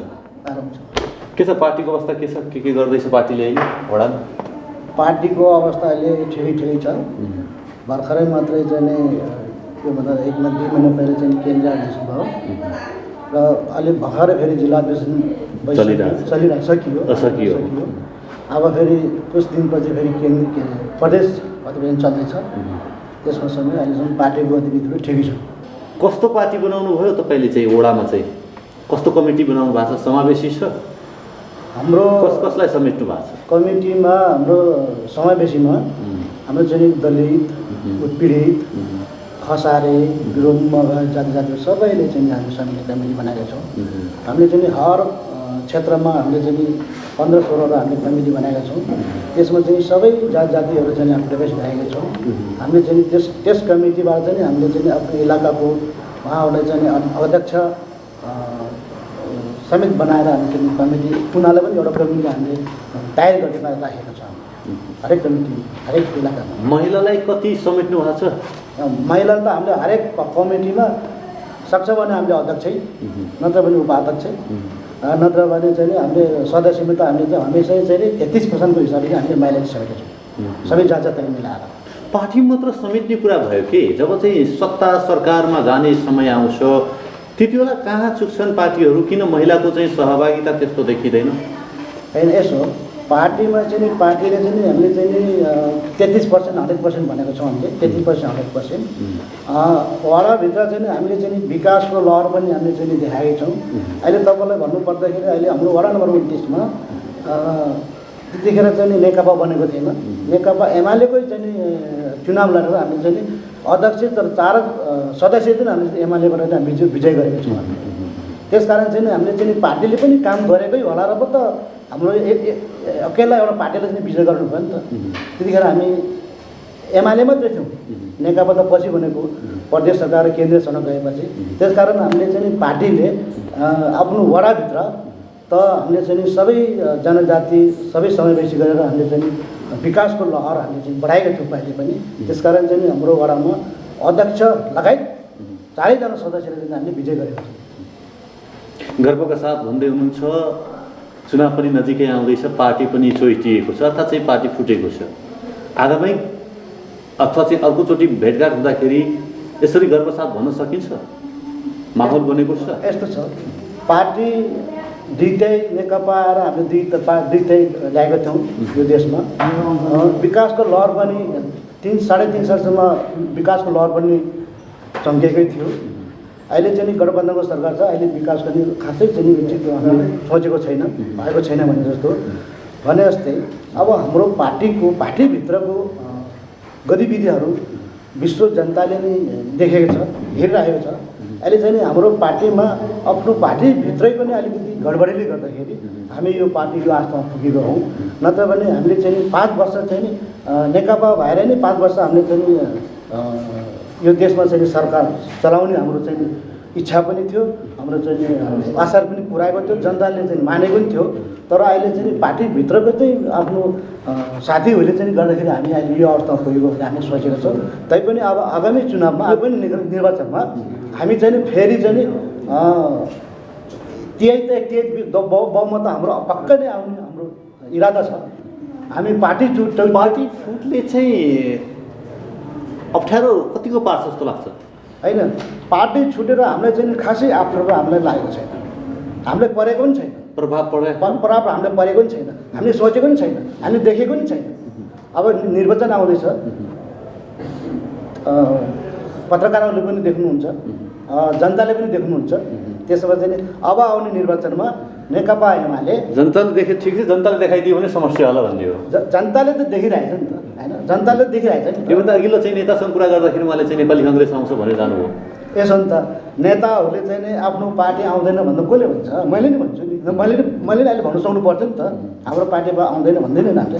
नेताले त आफ्नो पार्टी जसरी पनि जिताउनै पर्छ, आउनै पर्छ भने आफ्नो सरकार जिताउने कसले? जनताले। जनता जनताले जनताको चाहिँ नि अगाडि जानु पऱ्यो नि त, पार्टी नेता जानु पऱ्यो नि त, उसको घर घर डेभलपमेन्ट गरेर उसको समस्याहरू बुझ्नु पऱ्यो, उसको चाहिँ के समस्या बुझ्नु भएको छ? पानी सब जानु भएको छ तपाईँ? के समस्या छन् यहाँका जनताका समस्याहरू भनिदिनुहोस् त। यो समस्या छन्, हामी आगामी चुनावमा यो समस्या समाधान गर्नको लागि आउँछौँ भनिदिनुहोस् न। के समस्या? यसो छ, समस्या त जनताको समस्या चाहिँ नि कहिले नि पुरा गर्न सक्दैन, सबैले कहिले नि पुरा गर्न सक्दैन त। फेरि हामी चाहिँ नेताहरू हामी पुरा गर्छौँ अथवा चाहिँ मेरो पार्टीले पुरा गर्छ होइन। अघि नै वडाध्यक्षले भन्नुभयो नि, वडाध्यक्षले भनेर जानुभयो कि समस्या भनेको त आइरहन्छ, समस्या आइरहन्छ, तर आएको समस्यालाई हामी समाधान त गर्नु त पर्यो त, तर हामी गर्न सक्छौँ। तर जनताको समस्या अहिले भनेको यहाँ बाटोघाटो पानी सानी छैन, यो करि के भन्छ त्यो समस्या हो। तर चाहिँ सकेसम्म त हामीले प्रायश्चित गर्नु पऱ्यो नि, जनतालाई गएर हामीले बोल्नु पऱ्यो, भन्नु पऱ्यो। अब तपाईँको यो सालमा तपाईँको बाटो यहाँसम्म पुग्यो, अब अर्को सालमा चाहिँ हामीले चाहिँ यहाँसम्म तपाईँको चाहिँ बाटो बनाउँछौँ। समस्या के छ भन्ने हो कि मलाई के लाग्यो भने पैसा जनताले दिनु छ, कर त उहाँबाटै उठाउनु छ, त्यही कर त हामीले चाहिँ विकासका काममा लगाउने त हो नि, होइन र? त्यही विकासको काम त लगाउने त्यही त हो नि। फेरि नेतालाई समस्या कहाँ छ? त्यो विकासका काममा लगाउनुमा त सहजै छ त। के हामीले सहज देखा हो कि अलि स्पष्ट? नेताले समस्या गर्नु छ भनेर चाहिँ नेताले चाहिँ आफ्नो लगानी गर्नु सक्दैन। नेताले त आफ्नो जनताको समस्या हेर्नु, जनताको के समस्या छ, कसैको पानीको होला, कसैको बाटोघाटोको होला, कसैको चाहिँ आफ्नो पर्सनल पनि समस्या हुनसक्छ नि। तर त्यसमा चाहिँ हामी नेता गएर त हामी त उहाँलाई त कुरो त राख्छौँ नि, हामीले भन्नु पऱ्यो नि, तर हामी सकेको त हामी गर्छौँ नि। कति जनताका मुद्दा मामलाहरू, कति जनताका समस्याहरू लिएर वडामा आउनु भएको छ तपाईँ चाहिँ? होइन, अहिलेसम्म चाहिँ अब वडा कमिटीको चाहिँ एउटा पार्टीको होइन लिडर भयो नेता भनेपछि जनता आउँछ नि, जनता आउँछ। मैले भन्नुभयो जनता तपाईँ कहाँ आउँछ त्यो ठिक छ, तपाईँ ती समस्या समाधानका लागि चाहिँ यहाँ आउनु भएको छ वडा अध्यक्षज्यू कहाँ अथवा चाहिँ स्थानीय सरकार कहाँ अथवा चाहिँ महानगरपालिकामा धाउनु भएको छ, जानु भएको छ? यस कुरामा तपाईँलाई के भन्न चाहन्छु भने सायद म यो वडाको चाहिँ घर पनि नजिकै छ मेरो, म दिनमा चाहे म एकतल वडामा अवश्य पनि आउँछु। कुनै जनताले मलाई केही कुरा समस्याहरू छ भने म आएर म हुन सकेसम्म मैले गर्छु, नसकेसम्म आएर चाहिँ जनप्रतिनिधिसँग सल्लाह गरेर के हो कसको अवस्था चाहिँ के हो भनेर चाहिँ हामी हमेसै चाहिँ हामी मिलजुली हामी काम गर्छौँ। अहिलेसम्म हामी चाहिँ यो गरिरहेकै छौँ। जनता काम गर्दाखेरि के पाउनुहुन्छ तपाईँले? जनताको काम गरेर हामीले केही पाउनेले गऱ्यो भने नि त के लागि गर्नुभयो? जनतालाई हामीले उहाँलाई आफूले पाउनु लागि नि त। हामी त एउटा राजनीतिमा भुल्यौँ, त्यसमा जनतालाई सेवा गर्नुपर्छ। आफ्नो जनताको लागि गर्ने, जनताको सेवा गऱ्यो भने भोलि चाहिँ हामीलाई चाहिँ नि कोही निर्वाचनमा हामीलाई अब उसमा त हामीले भोट दियो त भन्नु सक्नु पऱ्यो नि, हामीले भोट त देऊ भन्नु पऱ्यो नि त। अब भोटै नदियो भने त फेरि हामीले कसले दिन्छ भोट? भोलि हामी चुनावको समयमा हामी त घर घर जान्छौँ होइन, देलदम जानु पऱ्यो, नमस्कार गर्नु पऱ्यो, भोट त दिनु पऱ्यो हामीलाई, भोट त दिनुहोस् त भन्नु पऱ्यो नि हामीले। भोटका लागि र कोर्टका लागि हो राजनीति? होइन, भोटको लागि कोर्टको लागि होइन, भोटको लागि कोर्टको लागि भनेन, जनताको सेवाको लागि हो राजनीति त। जनताको सेवा गरेको मेवा पाउँछ भन्छ एउटा कहानी छ नि त बुढापाकाको, जनतालाई सेवा गरेको मेवा खान्छ होइन। तपाईँले सेवै नगरेर मेवा काँडो फल्ने त भने जस्तै जनताको सेवै गर्ने हो होइन।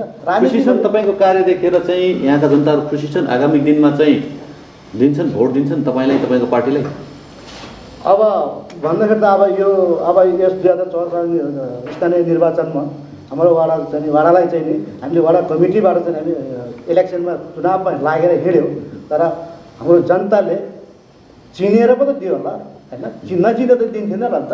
अब यहाँ त नेपाली काङ्ग्रेस पनि थिए, माओवादी थिए होइन, राप्रपा थिए होइन, सबै पार्टी थिए नि चुनावमा त, स्थानीय चुनावमा त। तर नत्र भने त एउटा अध्यक्षमा एमएलए आओस्, 2टामा काङ्ग्रेस आउँथ्यो, 3टामा सङ्घीय समाज आउँथ्यो, 2टामा होइन। तर हाम्रो वडा नम्बर 29मा त हामीले त अकेला एमएलए प्यानलै आयो नि त, हामीले जनताले चिनेर पो त हामीले दियो होला। ठिक छ, आगामी दिनमा पनि जनताले चिनोस्, छानोस् भन्ने शुभकामना पनि दिन चाहन्छु। यहाँको राजनीतिक यात्रा सफल रहोस्, त्यो शुभकामना व्यक्त गर्न चाहन्छु। यो मिठो कुराकानीको लागि धन्यवाद। धन्यवाद गोल्डन नाइट टेलिभिजनलाई। यो चाहिँ हामीलाई आज यो इन्टरभ्यू लिएकोमा महत्त्व कुरा छ, खुसी पनि लाग्यो। अब फेरि पनि यस्तो कार्यक्रम फेरि गर्नुहोला। धन्यवाद, थ्याङ्क यू। तपाईँ हेर्दै हुनुहुन्छ मौफसल राजनीतिक विशेष हेर्दै हुनुहुन्छ। हामी पोखरा महानगरपालिकाको वडा नम्बर 29मा छौँ। वडा नम्बर 29मा नेकपा माओवादी केन्द्रका 29 वडाका चाहिँ सचिवालय सदस्य हुनुहुन्छ मोहन सिंह गुरुङ हुनुहुन्छ। के भन्नुहुन्छ माओवादी केन्द्र कसरी अगाडि बढ्दैछ के गर्दैछ यी कुराकानी उहाँकै मुखारबिन्दबाट। स्वागत छ यहाँलाई। धन्यवाद। आराम हुनुहुन्छ? पार्टीको अवस्था के छ? पार्टीको अवस्था ठिकै छ। वडामा ठिक छ? वडा अब सबै केन्द्रमा ठिकै छ। केन्द्र त सरकारमै छ, थाहा छ। सरकार बिना त बाहिर बस्नै सक्दैन माओवादी केन्द्र। कतिको शक्ति हो? वडामा पनि त्यही गर्दैछ? वडामा नि त्यही नै छ, ठिकै छ। जनता कहाँ जानुहुन्छ तपाईँ? वडा जति पनि छन् वासीहरूसँग जानुहुन्छ, भेटघाट हुन्छ? वडाको जनताहरूसँग हामी पार्टीको मात्रै नभएर हामी एउटा विभिन्न सङ्घ संस्थाको जिम्मेवारी नै भएको हुनाले जनता घर दैलोमा हामी पुग्छौँ। तर 100% भन्न सक्दैन है। कुनै अब त्यो विषयवस्तु नभएको ठाउँमा अर्का घरमा जानु उचित छैन, मेरो भाव त्यस्तो लाग्छ। र जनताले सम्झेको ठाउँमा अथवा सम्झाउनु पर्ने ठाउँमा आफूले थाहा भएको र जनताले थाहा भएको ठाउँमा आफूले के गर्न सक्छ, के भन्नुपर्छ, त्यो ठाउँमा हामी जान्छौँ। के चाहन्छन् यहाँका जनताहरू? माओवादी केन्द्रबाट के चाहन्छन्, के आशा राखेका छन् यहाँका जनताहरूले? अब यहाँको जनताले माओवादी पार्टीबाट के चाहेछ भन्ने विषयमा, किनभने हामी जनतामा के देखिन्छ त भन्दाखेरि माओवादी पार्टीले निम्न एकदम हैसियत नभएको सर्वा र व्यक्तिहरूलाई अति माया गर्छ। लगातार फेरि हैसियत भएकोलाई नगर्ने भन्ने होइन पार्टीले। यी भन्दाखेरि सम्पूर्ण तलदेखि मझौला के अरे माथिल्लोदेखि मझौला तलसम्म हामी जनतानिर जान्छौँ। जनतानिर हाम्रो पार्टीको विषय कुराहरू हामी राख्छौँ र हामी पुग्छौँ। के राख्नुभयो? अब जनतालाई के आश्वासन दिनुभएको छ? अब जनतालाई त हामीले दिने आश्वासन भनेको हामी सरकारमै रहने हो, सरकार जसरी हुन्छ सरकारमै टिक्ने हो भन्नुभएको छ कि अरू केही छ? होइन, सरकारमै टिक्ने भन्ने कुरो त भोलि जनताको हातको कुरा छ है। सरकारमा टिक्दै नटिक्ने भनेको त कुनै पार्टीको पनि नहुँदो रहेछ। आशा त अलिकति जसो नि हुँदो रहेछ। तर पार्टीको के छ त भन्दा राष्ट्रियता जनताको हितको लागि पार्टीले गरिबेटी आवश्यकता कुराहरू गरिरहन्छ, गरिराखेको पनि छ र यसमा कमी कमजोरी भएका कुराहरू आयौँ भने चुनाव आउँदैछ।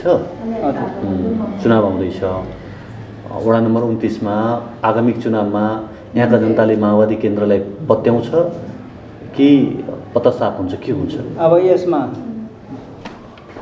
जनताले वडा नम्बर 29 को जनताले भनेको को के गर्छ, अब दिन्छ या पत्तासाफ गर्छ भनेर हजुरले भन्नुभएको त्यो विषयमा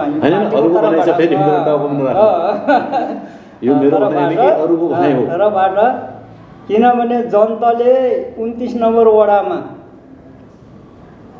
29 नम्बर वडाको विकास, 29 नम्बर वडाको सहयोग छैन भन्ने कुरो होइन जनतासँग है। 29 नम्बर वडामा मात्र नभइकन नेपाली कङ्ग्रेसको एउटा भनाइ के छ भने नेताहरूले बोल्ने गर्छ, तपाईहरूले विभिन्न माध्यमबाट सुन्छौँ, नेपाली कङ्ग्रेस पुरानो पार्टी, यो पार्टीले काम गरिदियो, विकास गरिदियो र त्यो हामीले बोलेनौँ, अन्य पार्टी आएर चाहिँ हामीले गऱ्यौँ भन्नुहुन्छ भन्ने कुरा आउँछ। स्वीकार्नुहुन्छ यी कुरालाई? होइन, त्यो कुरा स्वीकार पुरानो पार्टी त हो नि है, पुरानो पार्टी हो। पुरानो पार्टीमा पुरानो होइन भन्नै मिल्दैन, पुरानो पार्टी हो। जेठो पार्टी, जेठो माइलो कान्छो यी त हुँदै रहेछ, त्यसमा त कुनै अब होइन भन्न मिल्दैन, त्यो हो। तर राजनीति म यसो गरिदियो उसो गरिदियो भन्ने कुरो सायद गर्यो गरेन त्यो माथि केन्द्रको कुरा रह्यो। तर त्यो गर्नु त्यो देशको विकास होइन त्यो भन्छ। सायद जसले गर्ने नेपाली काङ्ग्रेसले गर्नुहोस्, नेकपा एमाले गर्नुहोस्, राप्रपाले गर्नुहोस्, माओवादीले गर्नुहोस्, तर राष्ट्र र जनताको हितमा काम गर्छ भने त्यसलाई सम्मान गर्नुपर्छ। विभिन्न आरोप लगाएर छेक्नु हुँदैन। माओवादीको पक्का हो। यो छेकेर के भयो त? ल हेर्नुहोस् अब यहाँ अब आइने युवाहरूको कुरो पनि सुनेको थियो। साँच्चै नभने युवाहरूको सबैभन्दा बढी प्रयोग चाहिँ माओवादी केन्द्रले गर्छ भविष्यको लागि। माओवादीले मात्रै गर्छ भने म भन्दैन। यो सबैले गर्ने दायित्व सबैले गर्नुपर्छ, सबैले गर्न जिम्मेवारी हो राजनीति पार्टीहरूको। मैले भन्नु बेरोजगार युवालाई चाहिँ स्वरोजगार बनाउनु सबैले गर्नुपर्ने हो, तर गर्दैनन्। झन्डा र डन्डा बोकाउन चाहिँ सबैले प्रयोग गर्छ, सबैले प्रयोग गर्छ। तर यहाँनिर मैले के लाग्छ भने यो राजनीतिक दल सरकार यो बिचमा यी दुईटाले काम नगरेर यो नेपाली युवाहरूलाई विदेशिने र बाबुआमाको पुस्तकको सम्पत्ति बेचबिखन गराएर पढ्न लगाउने, पढिसकेपछि केही पनि नदिने, यो के हो त? कि सरकार होइन भन्नु पऱ्यो, राजनीतिक पार्टीहरू हामी होइन भन्नु पऱ्यो? यो त सिस्टम ल्याएर सरकारमा तपाईँकै पार्टी छ, माथि केन्द्रीय सरकारमा तपाईँकै पार्टी छ, यो त तपाईँले उठाउनु पर्यो नि, तपाईँले चाहिँ गर्नु पर्यो नि। अब कसलाई दोष दिने हो चाहिँ? यसमा त एमालेलाई दिने अथवा चाहिँ काङ्ग्रेसलाई दिने हो? कसलाई दोष दिने? यो कसलाई जनतालाई दिने? यो कसलाई जनतालाई दोष दिने होइन। मैले त अघि नै भने नि, राजनीति पार्टी र सरकार युवालाई बेरोजगारी गर्ने यी दुईटा हुन्। म पार्टीबाट भन्दैछु किनभने पार्टीले विभिन्न नियमहरू बनाएर बाबुआमाको सम्पत्ति बेचबिखन गरेर पढाउने छोराछोरीलाई अनि विदेश जान पठाउनु कतिको उचित हो त नि? सरकारले समाधान कसले गर्ने? जिम्मेवार तपाईँ पनि हो नि त। तपाईँ लिने कि नलिने? माओवादी केन्द्र लिने कि नलिने? पार्टीले लिने कि नलिने? सम्पूर्ण पार्टीले लिनुपर्छ। नै अरूको छोडिदिनुहोस्, अरूले लेला नलेला, तपाईँ लिने कि नलिने? यो त अब सत्तामा एकलौटी आउने बेलामा त त्यो आफ्नो कुरा छँदैछ। तर अहिले सहमति हुने बेला त सबैले लिनु पर्ने, सबैको दायित्व होइन त्यो, सबैको युवाहरू होइन त्यो। अनि त्यो युवाको बाबुआमाको सम्पत्ति बेचेर खरानी बनाइदिने, पढिसकेपछि अनि केही नपाएपछि त भाग्नु परेन? यहाँ त केही पनि छैन त। त्यसो र राज्यबाट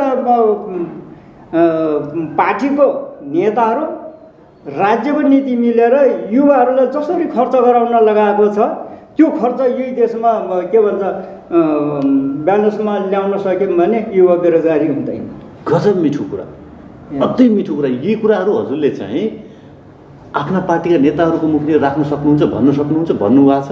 होइन, यो कुराहरू पार्टीले भन्नुपर्छ। नै तपाईँले भन्नुभएको छ तपाईँको पार्टीका? म पार्टीलाई भन्छु। अनि त्यो पार्टी अब माथि बसेर गर्ने भने युवाहरूलाई स्वरोजगार गर्ने, युवाहरूलाई यो विभिन्न आश्वासन देखाउने यहाँ हुने केही पनि छैन। हाम्रै वडाको मात्रै हजुर समस्या समाधान हुन्छ। अब यो समस्या समाधान भन्ने कुरो त यी राजनीति पार्टीहरूको गिदीमा यो पार्टीलाई कसरी सिद्ध्याएर यो पार्टी अब हाम्रो पार्टी माथि जाने हो भन्ने सोच नलिएर हामी जहाँ जहाँ भए पनि हामी नेपालको राजनीति पार्टीहरू हामी राष्ट्रवादी हौँ भनेर छातीमा हात राखेर बोल्नुहुन्छ र बोल्ने त बोल्देला, तर कसम खाएर कार्यान्वयन गर्ने हो भने युवाहरू बेरोजगारी हुँदैन। धेरै धेरै धन्यवाद दिन चाहन्छु। यो समयमा आएर पनि तपाईँ युवाप्रति यति उदारता देखिँदै हुनुहुन्छ, यसको लागि पनि धन्यवाद। आगामी दिनमा आफ्नो पार्टीलाई यी कुरा राख्नुहुनेछ, आफ्नो पार्टीको नेताहरूसँग कुरा राख्नुहुनेछ आशा अपेक्षा राख्दछु र यहाँको राजनीतिक सफलताको शुभकामना पनि म व्यक्त गर्न चाहन्छु। धन्यवाद। Thank you so much. पनि शुभकामना दिँदै म पुनः जोड्न चाहन्छु, नेपाली कङ्ग्रेस सभापति हुनुहुन्छ 29 नम्बर वडाका। के भन्नुहुन्छ? दीपक मणि भण्डारी हुनुहुन्छ मसँग। कसरी विकास हुँदैछ, पार्टीले के गर्छ, आगामी दिनमा यी कुराकानी उहाँका मुखारबिन्दुबाट। स्वागत छ यहाँलाई। धन्यवाद। आराम हुन्छ? वडा पार्टीलाई कस्तो छ?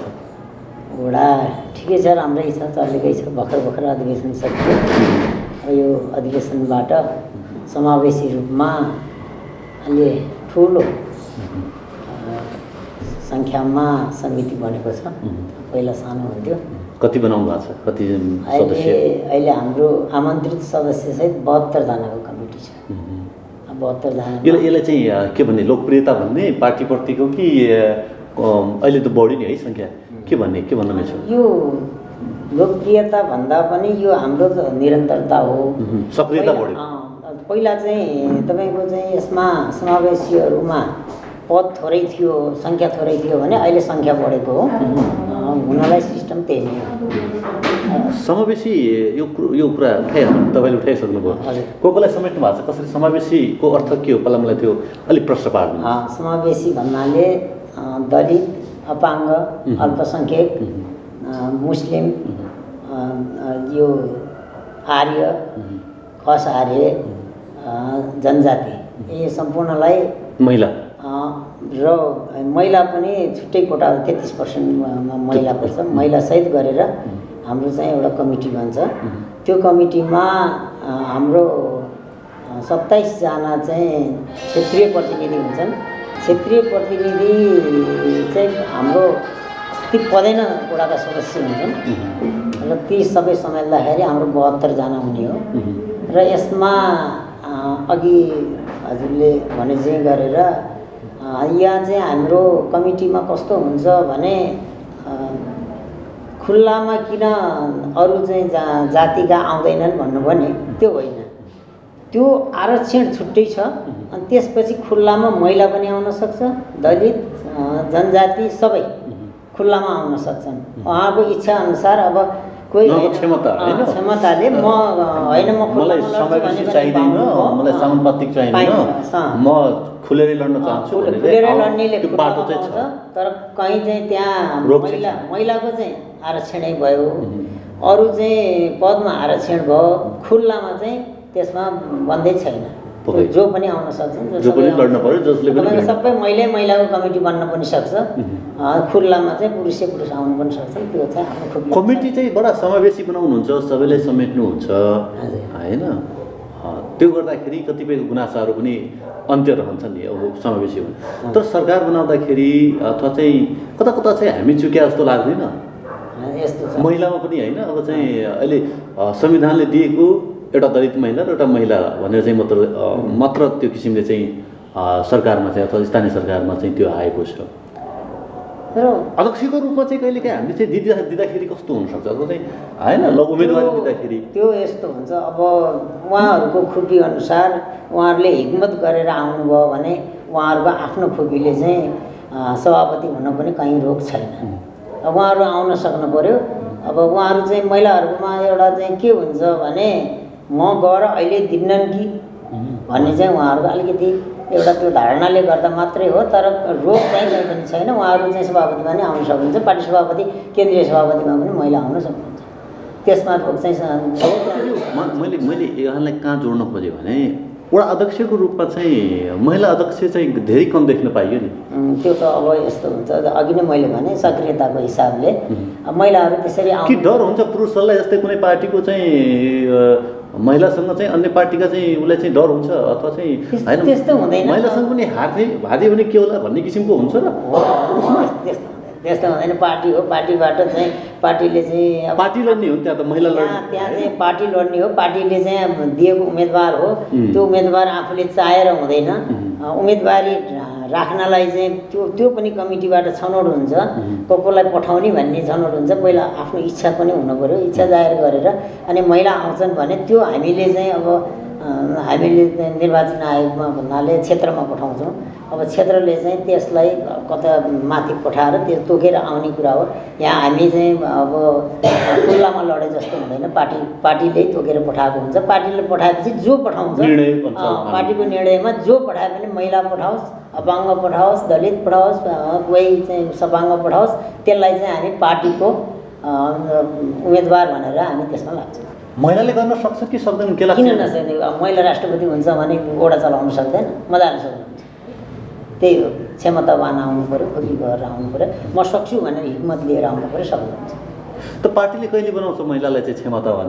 त्यो महिलाहरूमै भर पर्ने कुरा हो। महिलाहरू चाहिँ म सक्छु भनेर आउनुभयो भने पाउनुहुन्छ। अरू वडामा पनि छन्, कोही वडामा तपाईँको पार्टीमा ठिक छ। तपाईँको पार्टीमा चाहिँ तपाईँकै वडामा चाहिँ त्यो सम्भावना बोकेका महिलाहरू छन् सभापतिज्यू? अब यस्तो छ, अब छैनन् भन्न त सकिँदैन। अब हाम्रोमा जिल्ला कमिटीमा पनि महिलाहरू, जिल्लाका पनि हाम्रै यही वडाका जिल्ला कमिटीमा पनि छन्। तर चाहिँ अहिले अगाडि सरेर म वडा अध्यक्षमा अहिले म क्यान्डिडेट हुने हो अथवा म चाहिँ उम्मेदवारी दिन्छु भनेर खासै आउनुभएको चाहिँ अहिले देखिएको छैन। यसमा थोरै घर परिवारको पनि साथ सहयोगको चाहिँ अपेक्षा हुन्छ होइन? कस्तो साथ सहयोग रह्यो? अहिले पार्टी मात्र सक्रिय भएर त पुगेन होइन। यस्तो छ अहिलेको चाहिँ परिवेशमा महिलाहरू खुलेर लागे भने घर परिवारले रोकेको चाहिँ अवस्था मलाई लाग्दैन। त्यस्तो चाहिँ यो म परिवेश फरक भएको छ। म हुने थिएँ तर घरबाट चाहिँ मलाई स्वीकृति पाउँदिनँ, घरबाट निस्कन पाउन्न भन्ने त्यस्तो खासै महिलाहरूमा त्यो मैले देख्दिनँ। अहिले स्वतन्त्र हुनुहुन्छ महिला के पुरुष के सबै ठाउँमा यहाँ चाहिँ तपाईँको समितिमा पनि समावेशी हुन्छ। तर एउटा कुरा के छ भने अब यहाँ यो सार्वजनिक ठाउँमा भन्न मिल्छ मिल्दैन महिलाहरू चाहिँ सबै त होइन, कोही धेरै जसो महिलाहरू चाहिँ कार्यक्रममा चाहिँ कहिलेकाहीँ ढिलो आइदिने, कहिले हुन त पुरुषहरू पनि त्यस्तै हुनुहुन्छ। किन भन्दा घरको व्यस्तताले केटाकेटीलाई अब स्कुल पठाएर कतै पठाएर आउँदाखेरि ढिलो हुने, छोरा मान्छेले चाहिँ सट्ट छोडेर हिँड्न नपाउने त्यो अवस्थाले पनि उहाँहरूलाई अलिकति असिलो बनाएको जस्तो मलाई जिम्मेवारी बढी भएर जिम्मेवारी अलिकति थपियो नै। अब पार्टीले पनि बुझ्नु पर्यो होइन? त्यो त पार्टीले बुझ्नै पर्छ। त्यो पार्टीले नबुझेको नि होइन, बुझेकै छ होला, बुझ्छ पनि। तर के छ भने अब महिला कोटा भनेर जस्तै हजुरले वडाकै कुरा गर्नुभयो भने वडामा नि महिला कोटा भनेर त तोकेकै छ र फेरि अब खुल्लामा चाहिँ फेरि महिला आउन नि सक्छन्। मैले अघि नै भने त्यो चाहिँ एउटा निकास र एउटा चाहिँ देखाउनु भयो। अब थोरै कुरा विकासका गरौँ। हजुर के छ, कस्तो विकासका गरौँ, कस्तो पाउनुभयो अहिले? स्थानीय सरकारले कतिको विकास गरेको छ? विकास त अघि नै हाम्रो अध्यक्षज्यूले भने चाहिँ 10 किलोमिटर चाहिँ कालोपत्री गरियो, 3 किलोमिटर ढलान के अरे पुनरी कालोपत्री भयो र अनि 2 किलोमिटर ढलान र अरू के भन्नुभयो के अरे ग्राभेल 3 किलोमिटर भन्नुभयो होइन। त्यो चाहिँ विकास चाहिँ जति द्रुत गतिमा जानुपर्ने हो बुझ्दो भएन हाम्रो वडामा त्यति चाहिँ लागे। अरू त पनि त्यस्तै हो कि मलाई थाहा छैन, तर अलिकति वडाका अलिक गहकिला योजनाहरू चाहिँ अलि नभएका हुन् कि हुन त वडा अध्यक्षज्यूले पनि भन्नुभयो, नीतिका कुरा नियमका कुरा भन्नुभयो। यहाँ कतिमा चाहिँ यो वडा भवनै नभएर वडा भवन बनायो देखाउँ त भन्नुभयो, वास्तवमा त्यो होइन। उहाँहरू वडा भवन यो चाहिँ हामीले महिला सञ्जालको लागि बनाएको चाहिँ यो पोखरा के अरे लेखनाथ नगरपालिका हुँदाखेरि बनेको भवन हो यो। उहाँहरू आउने बेलामा अलि किनभने थिएन, मर्मत चाहिँ भएको थिएन, फिनिसिङ भएको थिएन राम्रोसी र उहाँहरू आएर फिनिसिङ गरेर चाहिँ यो बनाउनु भएको हो। तर यसलाई जगैदेखि त चाहिँ यो वडाले बनाएको होइन है, किनभने अब यहाँ थप्ने हेर्ने कुरा चाहिँ भयो, तर संरचना चाहिँ पहिला बनेको थियो। यसैलाई चाहिँ सम्हाल गरेर बस्नुभयो। जुन सहरी स्वास्थ्य केन्द्र छ अहिले त्यो चाहिँ हामीले कृषि बजार व्यवस्थापन भनेर चाहिँ बनाएको, त्यो म आफै एउटा त्यो अध्यक्ष बनेर बनाएको भवन हो। त्यसमा त्यहीँबाट चलेको थियो, त्यसपछि यो बनेर अनि यो गरेको। यस कारणले म अहिले साँच्चै भन्यो भने अहिले 4थो कार्यकाल हो मेरो। अब यो वडाबाट सायद मलाई चाहिँ बाहिर जान नलेखाएर छ कि के हो, खै जानै दिनुहुन्न साथीहरूले, जहिले पनि यहीँ बस्दै भन्नुहुन्छ। यो के देखेर भन्नुभएको छ मलाई पनि अब त्यति राम्रो थाहा छैन। अघिल्लो पटक चाहिँ हाम्रो वडा अध्यक्षज्यू र म चाहिँ यहाँ प्रतिस्पर्धा नै गरेको हो, थोरै मतले चाहिँ म पराजित भएँ। त्यो म त्यसमा चाहिँ बेखुसी छैन, किन भन्दा जनताले अघि भन्नुभयो जनताले जसलाई चाहिँ पत्याएर जो सक्षम देख्यो त्यसैलाई नै हो। ठिकै छ, उहाँ भए पनि विकास पनि हो, म सके गर्ने विकासै गर्ने हो। त्यस भएको हुनाले त्यसमा पनि मेरो केही असन्तुष्टि छैन। तर ओडाको जिम्मेवारी सम्हालेपछि ओडामा चाहिँ विकासका कामहरू चाहिँ गर्नुपर्छ। कसरी हुन्छ, कहाँबाट ल्याएर हुन्छ, केमा हुन्छ चिन्तन चाहिँ गर्नु पर्यो। खालि सिफारिस र उसमा चाहिँ अल्झेर हुन्न, सिग्नेचर गरेर भएन। त्यही हो। बोलाउनुहुन्छ यहाँका गतिविधिमा चाहिँ विकासका कार्यहरूमा चाहिँ प्रतिपक्ष पार्टीलाई चाहिँ कतिको सहभागिता गराउनुहुन्छ? हजुरले यो भनिसक्नुभयो, अहिलेसम्म 4 वर्ष भयो। मैले यो वडाको चाहिँ वडा अधिवेशन भएको पनि थाहा छैन। म प्रतिपक्षको चाहिँ एउटा एक त प्रत्याशी वडा उम्मेदवार हुँ र त्यही माथि पनि प्रतिपक्षीको दलको चाहिँ वडाको सभापति होइन नेता गर्ने भएँ। त्यसमा चाहिँ हामीलाई उहाँहरूले कुनैमा पनि केही मात्र बोलाउनु भयो होला, तर वडाका चाहिँ विकासका गतिविधिमा बोलाएको चाहिँ मलाई जानकारी छैन। रातको बेलामा 1-2 पटक उहाँहरूले बोलाउनुकै हो, नबोलाउनु भएन पहिला। त्यसपछि चाहिँ त्यो पनि खासै जानकारी छैन। र यहाँ यो तपाईँको चाहिँ समितिमा प्रतिपक्षीको चाहिँ हुनुपर्ने भन्ने छ नि, त्यो समितिमा पनि कुनैमा पनि उहाँहरूले चाहिँ समावेश गर्नुभएको छैन। यो चाहिँ दुःखका साथ भन्नुपर्छ। तर प्रतिपक्षीलाई नै सँगै लिएर हिँड्यो भने उहाँहरूलाई पनि विकासको लागि सजिलो हुन्थ्यो होइन। त्यो चाहिँ उहाँहरूले किन गर्नु भएन मलाई त्यो पनि थाहा छैन। यो सिस्टम चाहिँ बसाल्नु पर्ने भयो नि है। सिस्टम त बसाल्नै पर्छ। कुनैले पनि कुनै पार्टीको होस्, भोलि काङ्ग्रेसले जितेर एमालेको चाहिँ प्रतिपक्षी हुन नि सक्छ, अनि माओवादीकोले जितेर अरू प्रतिपक्षी नै हुनसक्छ। तर सबैलाई समेटेर गर्नुपर्छ भन्ने मलाई लाग्छ। आजसम्म वडाको चाहिँ विकासका कार्यक्रमहरू के कति भयो, वडा भेला गरेर वडामा चाहिँ उहाँहरूले जानकारी गरेको पनि मलाई थाहा छैन। र यो वडाको विकासको लागि हुने विकास बजेट पनि थाहा छैन, बजेटको पनि कुरा थाहा छैन। म पहिलोपटक आएको थिएँ, दुःखको साथ भन्छु, मलाई एउटा किताब दिनुहोस् भन्दाखेरि किताब त नगरपालिका लिन जानुहोस् भन्नुभयो। अन्त मैले एउटा किताब पनि अहिले कहिल्यै पाउँदिनँ, किनभने म वडाको सभापति हो, प्रतिपक्षी पनि हो, तर कहिल्यै पनि उहाँहरूले एउटा किताब पनि दिनुभएको छैन। उपलब्ध गराउनु पर्ने त्यो त आम नागरिकले पाउने कुरा त त्यही त नि, उहाँहरूले चाहिँ वहीँ जानुपर्छ लिन भन्नुभयो। त्यसपछि मैले माग्नु पनि आइन। यो चाहिँ म दुःखका साथ भन्छु। आगामी दिन अब चुनाव पनि नजिकै छ, अब दुःखका दिनहरू जाँदैछन्, चुनाव पनि नजिकै छ। हजुर के छ, जनतालाई चाहिँ कतिको रिझाउनु भएको छ, कतिको मन बुझ्नु भएको छ। अब त अलिक कसिनु पनि पर्ने समय आइसकेको छ। के छ, किन पार्टीले तपाईँलाई सधैँ पत्याउने, साथीहरूले पनि सधैँ पत्याउने, तर जनतामा जाँदाखेरि विश्वास नभएको जस्तो देखिँदैछ भने अब त जित्नु पर्यो नि, समय आउँदैछ पनि। के छ अवस्था बनाउनु भएको छ, माहौल बनाएको? यस्तो अब के छ भने हाम्रो यो ठाउँमा यो भूगोलमा सुकुम्बासीको समस्या धेरै छ। सुकुम्बासीहरू चाहिँ कस्तो छ भने अघि नै हाम्रो नेकपाको साथीले पनि भन्नुभयो, सुकुम्बासीहरू मिठो कुरामा क्षणिक कुरामा चाहिँ उहाँहरू पत्याउनुहुन्छ। तपाईँहरूलाई हामी लालबुजा दिलाइदिन्छौँ, भोट त हामीलाई दिनुपर्छ, भत्ता दिने पार्टीको, हाम्रो यो भत्ता दिने पार्टीको, तपाईँहरूले चाहिँ फेरि भोलि अर्को पार्टी आयो भने तपाईँहरूलाई भत्ता चाहिँ गाह्रो पर्ला भनेपछि उहाँहरू चाहिँ सजिलै बुझाउनु। किनभने उहाँ पढे लेखेको हुनुहुन्न, शिक्षित हुनुहुन्न, र अनि त्यहाँबाट वृद्ध अवस्थामा यही भत्ता नि रोकियो भने त के खाने भनेर चाहिँ भन्ने अवस्था पनि उहाँहरूको भएको हुनाले, सोचाइमा कम भएको हुनाले पनि होला। त्यो हामीले अब गएर आफूले गरेका कामहरू नभनेर पनि होला, किनभने काङ्ग्रेसको बानी नै त्यही छ, काम गर्छ कहिले चाहिँ प्रचार गर्दैन। अरूले प्रचार गर्छन्, कामभन्दा धेरै प्रचार गर्छन्, तर काङ्ग्रेसको के छ भने काम गरे पनि प्रचार नगर्ने, यही बानीले नै सायद पछाडि परेको होला। अब यो चाहिँ जनताले मूल्याङ्कन गर्ने कुरा हो, भोलि परिस्थितिले के ल्याउँछ। तर अहिले जनता चाहिँ काङ्ग्रेसकै पक्षमा भएको चाहिँ मलाई चाहिँ अनुभूति भएको छ। जानुभएको छ घर घर दैलो भेटघाटको लागि पनि गइरहेको छौँ, टोल समिति गठन गरिरहेका छौँ। हाम्रो चाहिँ टोल समितिहरू गठन भइरहेको छ। हामी पार्टीको हिसाबले अथवा टोलको हिसाबले, हामी पार्टी पनि भनेनौँ, टोलमा चाहिँ सबै दलको सम्मेलन पनि हामीले चाहिँ टोल गठन गर्ने हाम्रो अभियानकै रूपमा छ।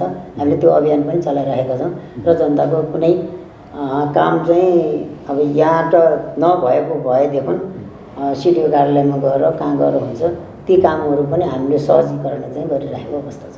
धेरै धेरै धन्यवाद दिन चाहन्छु सभापतिज्यू यो मिठो कुराकानीका लागि, र राजनीतिक सफलताको पनि शुभकामना व्यक्त गर्न चाहन्छु, आभार व्यक्त गर्न चाहन्छु। Thank you so much. हस्, धन्यवाद यहाँहरू सम्पूर्णलाई र गोल्डेन टेलिभिजन।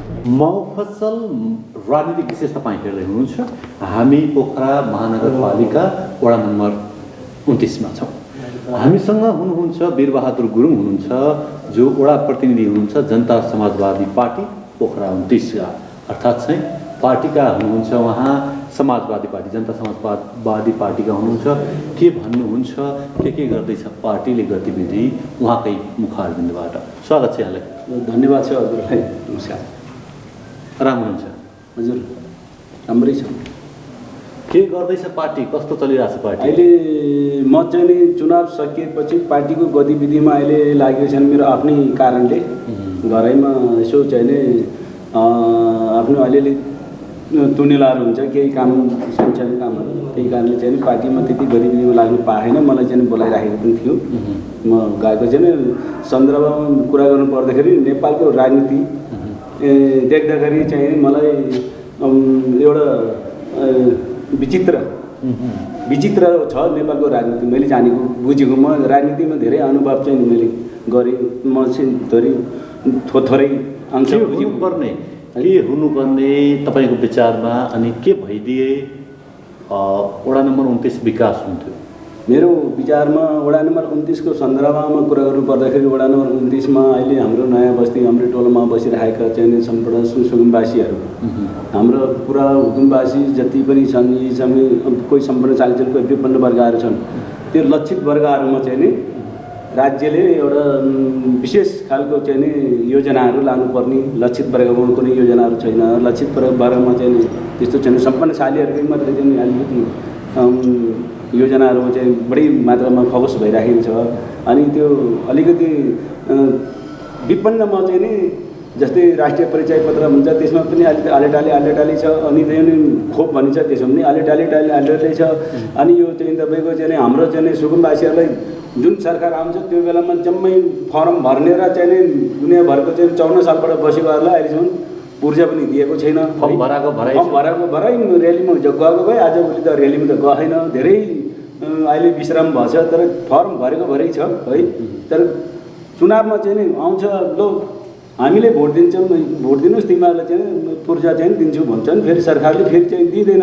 अनि यस्तै चाहिँ सरकारको यो गाई जात्रे एउटा विचित्र चाहिँ नि सरकारको रवै नै माथि हेर्दाखेरि माथिबाट सिस्टममा ढालेर आउनुपर्छ। मेरो विचारमा सरकारले चाहिँ माथिबाट नेताहरू सुध्रेर आउनुपर्छ। गल्ती गर्नेलाई नेतालाई कारबाही गर्नुपर्छ, जेल हाल्नुपर्छ। राम्रो नेतालाई चाहिँ हामीले सम्मान गर्नुपर्छ, राज्यले सम्मान गर्नुपर्छ। राज्यको चाहिँ समग्र विकासले चाहिँ राष्ट्रभक्त भएर नेताहरूले चाहिँ आफ्नो के अरे विचारले सुधारेर आउनुपर्छ जस्तो लाग्छ। यो जति पनि यो तल्लो चाहिँ वर्गमा चाहिँ यसो हेरिराख्यो भने न्याय पाइराखेको छैन। कसैले चाहिँ तपाईँको पार्टी यसको विषयमा बोल्दैन, अनि के गर्छ तपाईँको पार्टी? किन चुपचाप बसिरहेको छ? अब किन बस्यो? त्यसमा के छ भने पार्टी, मैले भने नि म पार्टीमा अहिले धेरै वर्ष, यो चुनाव सकिएपछि म पार्टीको गतिविधिमै गएको छैन है। अनि मैले चाहिँ यहाँ बोलाउँदाखेरि बेला बेलामा पार्टीको तर्फबाट चाहिँ आइराख्ने कार्यक्रममा भइराख्ने त भइरहेको छु। तर चाहिँ मेरो विचारमा के हुन्छ भने म मेरो पार्टीको पनि त्यति गौरव खुसी लागेको छैन कि यिनीहरूको पनि त्यो हेर्दाखेरि कहिले टुटफुट हुन्छन्, कहिले जुड्छन्, कहिले चाहिँ अर्को पार्टीसँग जोड्छन्, कहिले अर्कोले हो नि। यो अहिलेको 5 गठबन्धन भन्छ, के गठबन्धन भन्छ, यिनले पनि भोलि गएर यिनको पनि भोलि देश राष्ट्रभक्तको काम गर्ने जस्तो त मलाई त लाग्दैन। तर म चाहिँ के भन्छु भने सुध्रिएर आओस् सबै पार्टीको नेता कार्यकर्ता, जहिले पनि हाम्रो नयाँ पीडितहरू, नयाँ चाहिँ अलिकति राष्ट्रभक्तहरू, देशभक्तहरू एउटा जनताप्रति जनमुखी कार्यक्रम लिएर आओस्। अनि चाहिँ तपाईँको राष्ट्रभक्त भएर आओस्। तपाईँको चाहिँ यहाँ त नेतामुखी भयो, देश त नेतामुखी जस्तो देख्छ मैले त है। मेरो तर्फबाट त त्यो देख्छु। कहिले पनि चाहिँ न्याय पाइराखेको छैन भनेको चाहिँ जनताहरूमा चाहिँ बिचरा पिल्सिराखेको हुन्छ होइन। न्याय पाउँदैन उनीहरूले राम्रो चाहिँ सुविधाहरू पाइरहेको छैन। लक्षित वर्ग भनेको जनता, सरकारले हेर्नुपर्ने लक्षित वर्गलाई नै हो। लक्षित वर्गलाई चाहिँ कुनै विकासको कुनै त्यसले सुन्नु पनि पाएको छैन, देख्नु त परै जान्छ नि। स्थानीय सरकारले चाहिँ विकासका कामहरू के गर्यो, के देख्नुभयो तपाईँले? स्थानीय सरकारलाई अधिकार दिएछ, एक घर एक रोजगार भन्यो होला, अथवा बाँसघाँस कपास शिक्षा दिशा औषधि उपचार दुनियाँ चाहिँ सरकारले बोल्छ होला। तर पनि तपाईँको सिटोमल पनि खानु पाइरहेको छैन। कोही के अरे गरिब वर्गमा त पाएको छैन नि त। हामीले देखेको छ खोलामा चाहिँ नि बच्चाहरू बोकेर काम गर्ने बलुवा चाल्नेदेखि गिटी चाल्नेदेखिको लिएर सुकुम्बासी बस्ने समस्या छ। अब लकडाउन भयो भने त्यसको चाहिँ समस्या झन् भइभाग हुन्छ। त्यो छेड्नु सक्नु पऱ्यो राज्यले होइन। अब यो साह्रै ठुल्ठुलो समस्याहरू चाहिँ छ। त्यसमा चाहिँ समस्या समाधानतर्फ लाग्नुहुनेछ भन्ने आशा अपेक्षा राख्दछु र समस्या समाधानतर्फ लाग्नुहुनेछ भन्ने आशा अपेक्षा म राख्दछु र यहाँले आएर आफ्नो कुरा राखिदिनु भयो। धेरै धेरै धन्यवाद दिन चाहन्छु। धन्यवाद हजुरलाई चाहिँ नि मलाई पनि एक दुई कुराहरू राख्नु पाएँ। म धेरै कुरा राखिदिन्थेँ अझै होइन, तर मैले समय थोरै दिनुभयो। म चाहिँ नि त्यसमा धन्यवाद चाहिँ। विभिन्न जिल्ला नगरपालिका गाउँपालिका पुग्ने कार्य हाम्रो निरन्तर रहेको छ। हामी पोखरा महानगरपालिकाको वडा नम्बर 29मा रह्यौँ र यहाँका राजनीतिक व्यक्तित्वसँगको कुराकानी यहाँ समक्ष राख्यौँ। अर्को हप्ता भेटघाट हुने नै छ। त्यतिन्जेलसम्मका लागि निर्देशक चिरञ्जीवी भुटेल सहित म देवेन्द्र विदा चाहन्छु। नमस्कार।